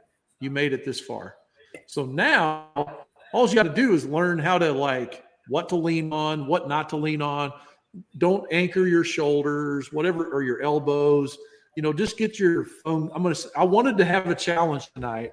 I wanted to see how many times we could say feng shui tonight. And I was going to say, don't get your feng shui all messed up, right? And I forgot to say you didn't tell me any of that. I know, I forgot. It just slipped my mind. But do you remember Super Troopers, the movie? Of course. Do you remember? Of course. Who doesn't know that movie? Okay. So they bet each other how many times they could say meow. Anyway, that was my bet tonight. How many times could we say feng shui in this video? We got 20 minutes left on the clock. That's not when you bring this shit up. You bring this shit up like 20 minutes in. I know, right? We could have said feng shui a lot by now because I don't have any feng shui. Look, I got a blue demon guy back there. He's cool. That's it. You got 2 mud flaps on your truck? Hood. I got 2 mud flaps right here beside me, blue ones, the curtains there, the art curtains. You got a robot behind you, dog. Yeah, let me see here. You got to lean the other way. Go the other way. There he is. Look at the robot. Yeah, and the smoker. I'm actually working on this cooker right here, and this is my buddy Jim's, and he got up and took off to Montana. He's just short of Canada, and he left me this smoker. So I'm going to finish this thing up. It also came with a set of your plans. So I got a set of your plans in here. Uh-oh. In the firebox? No lie, my SmokerBuilder plans from Frank. Oh, look at you go. What? So all I'm going to do is get back to it, find my packet, and Frank has all these instructions on here to do whatever the hell next to do and reference. So when Jim dropped this thing off at me, I wasn't totally like, I'm not touching that. I don't know what it is. I don't know what the hell you were thinking. No, everything's right here. So back to put my own spin on it. I have all the nuts and bolts. I already know this thing's going to function. Now I just have to make it cool and make it my own. So Thank you, Frank, again. You bet, buddy. It makes things real easy. You just don't even have to think about it. Well, that's cool. And the thing is that so I don't know. We got another question here. Hang on. Oh no, we already got that one. Okay. So I don't know how many business owners are on the call. And I told myself I was going to drink beer tonight. I got almost a little left until I get the next one. I was going to drink a little beer tonight. And I wasn't going to go all business on you, but I'll say this one thing, right? The thing that I figured out is that you would never buy the thing that you can make that would help everybody else. You would never pay for that. I would never buy a set of plans. I have never built a cooker using a set of plans. I've built thousands of pits. I've helped thousands of people build pits, and I've never used a set of plans. So if in fact you think why would you say have that? The thing, well, no, listen to me. This is important. If in fact you think you're sitting on the next paper clip, right? Okay, the invention of the paper clip or the wheel for that matter, okay? And you just can't justify that the aluminum tab, you think for a minute that you wouldn't pay good money to buy an aluminum tab because the thing that you're already using, okay, who would value that? You're wrong. Because They all laughed at me in 2010 when I said, I'm going to sell SmokerPlans on the internet. They all laughed at me. And look at us now. A dude in China built the first freaking 1,000-gallon pit from scratch in China for a restaurant, and he's feeding his community with it. Dude, that blows my mind, man. Yeah. If I would have said no 11 years ago to the paperclip, look where we would be. You know what I mean? Yeah. So don't ever let that get in your head and fight you about the thing that it is that you do better than anyone else. The one thing that you have figured out that you can do to help humanity, don't let that get in your head, dude. You owe it to humanity to let that thing loose. The wheel? Come on. Yeah, if somebody wouldn't have made a freaking wheel, where would we be? Well, the reality is that, the guys that are on here that are builders, that have basic skill sets, that are welders, you didn't just wake up that and would never buy a pit. They would never buy a pit. Somebody showed you, somebody taught you, even if you went to the internet, you were looking at somebody else's, process. So as a builder, and over time, as you get confidence within your skill set, I believe that it's up to you to share that and to help your fellow man, your fellow American, learn more, be better, generate more of a quality product than something that's not so great, not so efficient. If you have the skill set, then I think it's up to you to share that. And not everyone's going to be receptive to that information. And those guys you pass up, but somebody on that line is going to be so happy that you're sharing that. And you could spark off a whole nother vein that you had no idea that you're like, I've met people, I talked to your dad, or, when I met this builder, he inspired me. And then I just started doing this. And that's how that stuff works. I mean, it just does. Growing up, I remember walking through, we had a show here in Phoenix called Boys and Their Toys, right? So they had all kinds of weird stuff there. But what they had there was this group from Arizona, and they had barrel smokers. And my dad and I were fabricators. Like I said, he used to grill chicken and made his grill, but we didn't mess with the barrel. What's that? So we walked by this booth, and it just stopped us. And we were there for 20 minutes. And the guy was telling us all about the barrel. We didn't buy one, but he knew that we were makers, and he knew that he wanted to show us how this stupid thing was working and how simple it was. And we were just dumbfounded, like, how is this plain Jane, stupid 16-gauge barrel burning for 20 hours or whatever off this basket at even temps? Like, no way.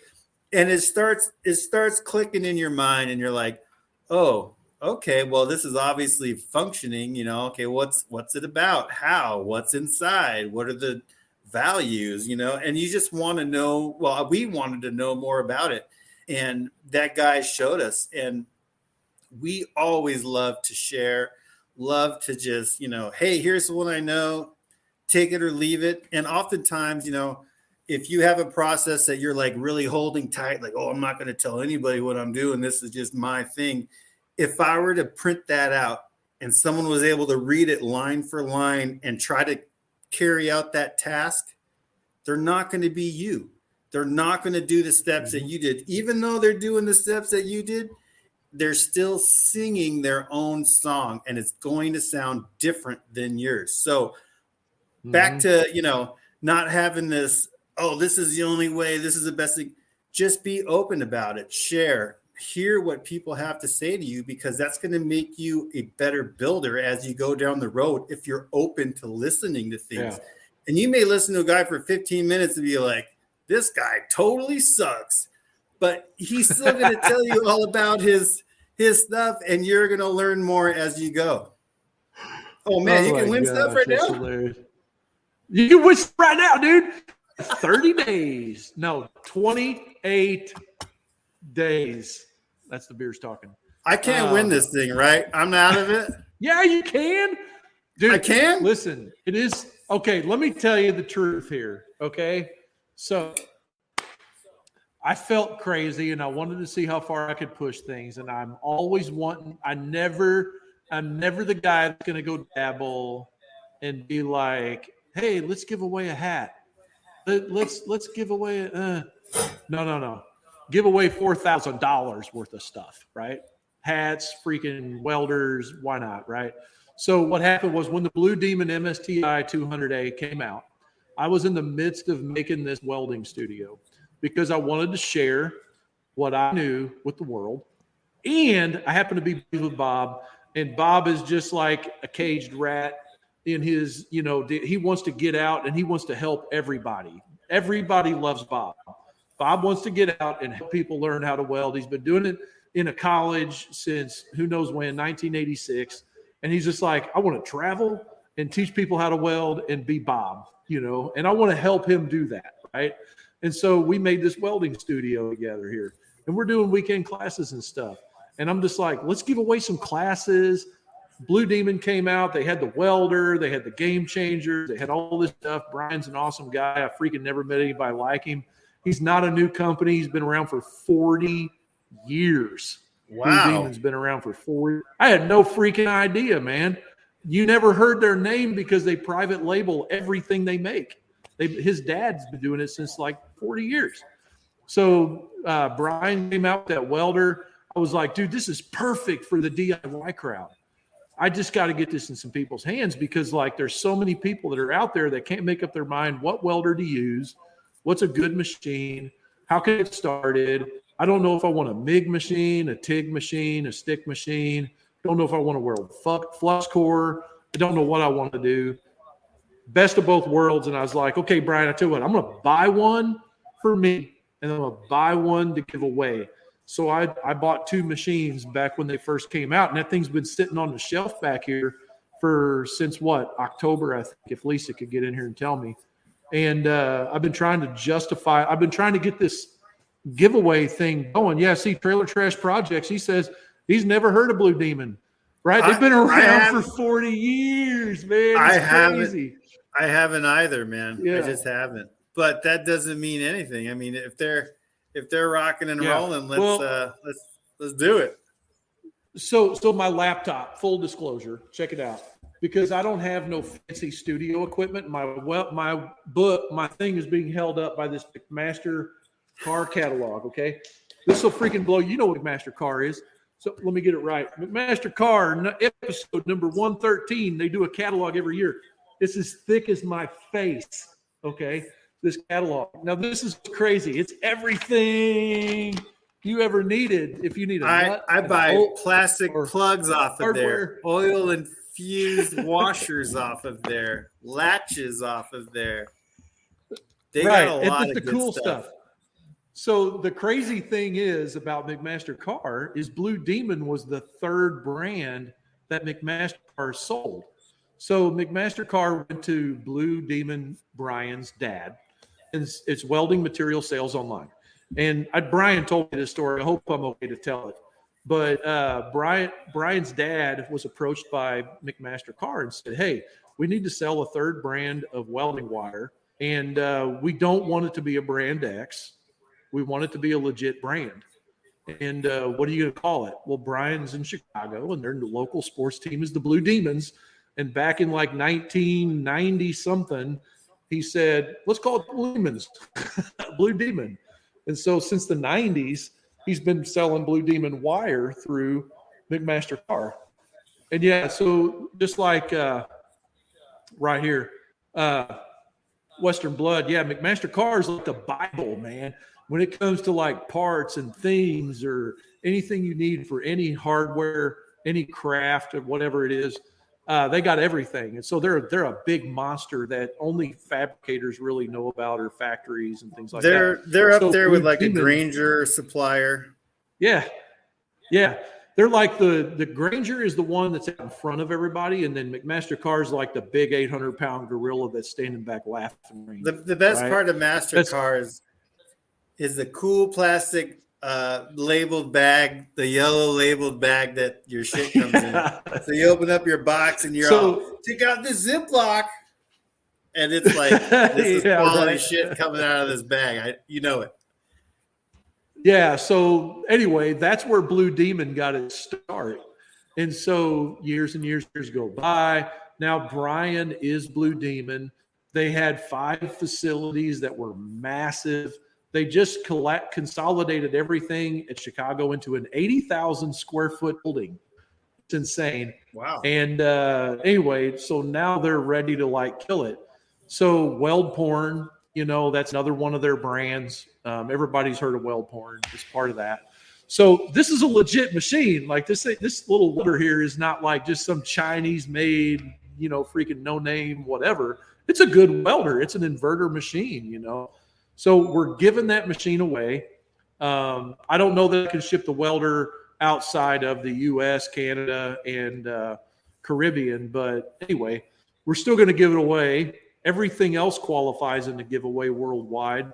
And I want to give $4,000 worth of welding away to just 3 lucky souls that decided that they want to try to build a smoker. That's what I want to do. Awesome. So we've been doing this thing since October, and now it's a reality. We've been trying really, really hard. And my buddy Jacob Wonder, he's not showing up. He's been in the chat a little bit. Big shout out to him because he made this all really come together really quick. And good job on all that, man. We need some more. Yeah. We need some more of that. Yeah. So anyway, that's what we're doing, and that's why I'm giving away a welder because I'm crazy, and that's why you need to go right now to sbmfg.net/giveaway.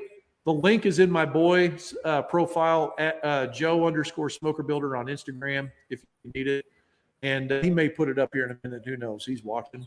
So, what's up, Joe? What do you Thanks for all your hard work helping out your pops, man. It's cool to see you in the fold now.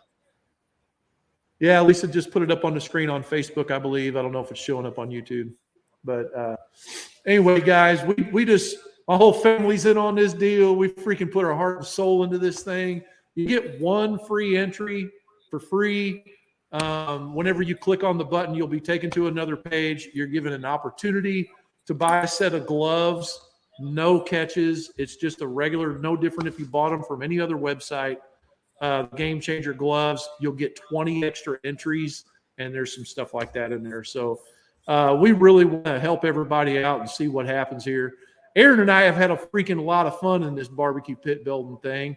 And let's see, when was the first time we actually met? You came to the house because your truck broke down on your way to Indiana. I was on my way to Indiana, and I had a drive shaft go out, which my truck was just old enough to not carry it in stock anymore. So I had to get one made I went to the Ford dealer thinking I was going to get in there and get on the road again, but that turned into a custom drive shaft in 3 days down in St. Louis. So I'm like, I'm hungry. I'll call Frank. He's probably cooking something. And then, do you remember the most important thing you learned while you were at my house? To tuck my pants in my socks so I don't get any Lyme disease out in the woods. That's pretty good. That's part of it. That wasn't the whole thing, but that was part of it. I was working the log splitter pretty heavy, and I was bending over, and it was vertical, and you just let me do that, and then I got pretty tired. You're like, there's a pivot on here. I could turn it horizontal. You could just stand up. But shit, we were like 25 minutes in at that point, so I was just dripping with humidity, and I was like, all right, let's turn it on its side. That's what I kind of remember. Everything was green. Everything was humid. There was ticks. Yes. We were in the woods. You cut your first tree down at my house. Well, that's not entirely true, but I cut my first tree in Missouri down. Oh, gotcha. Okay. Well, that's still a big deal. It was that day you had Mike was with you, Forrester, and Mike works for the Forest Service, of course, Forrester. Yeah. And he's like everything you read about trees. That's Mike. Mike will just tell you, oh, this is this tree. Dude. Oh, this tree has this disease, or this tree is in this condition because of this. So Mike was walking us through your property. And we were selecting smaller trees it was time for them to come down, but he was showing us how to cut the trees so it would act like a hinge and not jump off the stump. And I mean, it was It was just awesome, endless. wasn't I it? was like, I just couldn't believe it. I was like, oh man, this is Dude, great. It was like, it you was the best you because know, I don't, like we got cactus. We got cactus and he mesquite is here. We don't have these awesome oak trees that like slowly descend and make, do all this cool shit with. So I was really enjoying yeah. that. Yeah, he was an awesome So guy. Forrester, his actual name is Fleshauer, but he works for the state. He's the head forester for this area that we're in for the conservation department. And he grew up in Indiana. He's a freaking forestry nut. And the thing about him is, like, when the big fires are going on, that's like what he lives for. And so he goes out. He's right in the middle of those big old nasty forest fires. That's when they feel like they're like fulfilling their purpose. Them guys. And so you'll see these guys out there that haven't had a bath in like a month, that are out there in the middle of the ash, and they're all black and dirty and hot and sweaty, and they got all that fire clothes on. He's in the firebox. He's in it.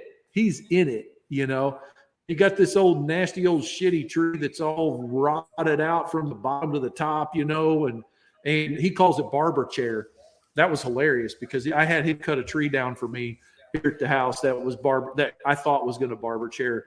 But like, he'll tell you exactly where that tree's going to fall. And I mean, to the millimeter. He'll put that tree, he'll drive a nail with it.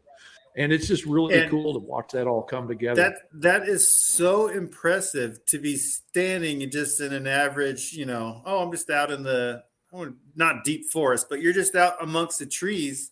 And then he'll just sit there and start turning around and telling you what's in front of you. And you're all like, what? Okay. And as soon as he points it out, you're like, oh, I see that. Oh, I see that. Yeah. Okay. And, you're constantly trying to learn, and here is a tree guy telling you the health of the trees, the state of the trees, and the condition that the wood is in. So all of that resorted back to burning this fire, getting that smoke, making that barbecue. And, Mike deals with the fires and the health of the forest as things progress. But again, that it's still a fire, bringing it back to the efficiency of it and what you're doing and the pride in what's happening in that cooker, what you're trying to get done. Not to fanboy out on that stuff, but I mean, if you're going to do shit, you might as well do it as it is, So on the podcast, the Pitmaster Secrets podcast on iTunes, or some of these old YouTube videos here, you can find them on my channel. True story. I actually have been burning ash for like years, thinking it was hickory, because mocker nut hickory and ash look identical to me. I am colorblind, right? So, I mean, they look freaking exactly the same. And anyway, the only difference is the thickness of the bark to me. So anyway, I was unloading a bunch of wood there at the shop. Matter of fact, we literally had, in the meat missile, we had the best smoked sausage, summer sausage ever, right? It was the best. I mean, still to this day, like, songs are played in heaven when we talk about this sausage, right? And then we talk about the rest of the sausage because, like, we made a bunch of sausage. We make 100 pounds of the whack for summer sausage, and we had like 3 other really good 300 pounds of sausage after that one. And on batch number, like 400 pounds, like the 4th time we did 100 pounds, we're sitting there in front of the shop at the meat missile. I'm unloading wood out of my truck, and he says, "You're burning ash?" And I was like, "That's not ash. I cut that down myself. That's hickory." He's like, "I'm a forester, and that's ash." Yeah. I felt like that tall, man. I was like, "You're right. I'm not going to argue with you. I'm an idiot. No. I'm sorry." You don't my argue report with card Mike. came back with an F. So I just I was like, he said, "No, that piece is hickory, but all the rest of it is ash." You got to eat some shit sandwiches to get to the good stuff now and then. Oh my gosh, dude. It was hilarious. So I did a podcast about it, how to tell the difference. I had to own up to it. Go listen to that on the lot. Pitmaster Secrets podcast. There's a lot to it, man. I mean, it's you can go to the big box store and plug in your pellet and just set it and forget it, and then come back and it is what it is. Or you can dive all in and burn the wrong wood and burn the wrong fire and throw away some meat and figure it all out till one day it just happens, and then it's just something about that perfect cook, and your family is sitting there eating it and they're staring at you like, okay, you did it this time. This time you actually did it. It's like, yes, that's what we're trying to achieve right here every time, It's very rewarding to get to that, even if you only hit that once in a while, just to really have that. It's awesome. Yeah, it is. Oh my gosh, Aaron, we went over 2 hours. Can you? All right. Guys, I super appreciate everybody that joined in and watched this thing here. Man, we got a lot of comments. I'm super excited about that. Make sure there's no questions left up in here. No questions I see. So guys, one more time, if you don't mind, get on over there to there's a link in the description wherever you're at, all the way up until March 18th of 2022. You have an opportunity to enter this giveaway we're doing. It's $4,000 worth of welding stuff that I've scrapped and saved and beat my head against the wall trying to come up with. I'm going to give every freaking bit of it away to 3 lucky winners. And my whole intention here is to spark the little bitty fire in somebody that wants to start building cookers. I'm going to teach people how to weld so that they can build a smoker. That's what I want to do. And join our community and have fun. It's worth it to me to do it just for you. So get on over there and enter this contest. It is not a scam. I am actually giving away all of it. All you got to do is enter the contest. I don't even care where you live. Get on in there. Get her done. Barbecue. What did Anthony Bourdain say, Aaron? He said, barbecue may not be the path to peace, but it's a great start. It's what'll bring us together. Yeah, it's what'll bring us together. Barbecue is relationships, and I love it, and I have fun. I'm grateful to have been doing this for 11 years. So, anyway, dude, thanks for joining me on this podcast. I'm trying. My goal is 1 billion people. I want to meet at least a seventh of the planet before I die. That's what I want to do. I want to help at least 10% of them in some way. So anyway, that's a lot. So guys, I appreciate you, Aaron. Thanks for joining me here on this podcast. And I'm going to let it go for 2 hours, unedited. Leave it live. Here we go. All right, brother. See you, man. Have a great night. All right. Have a good one, Frank. Appreciate it. See you guys. Thanks a lot. Happy building. See you, buddy.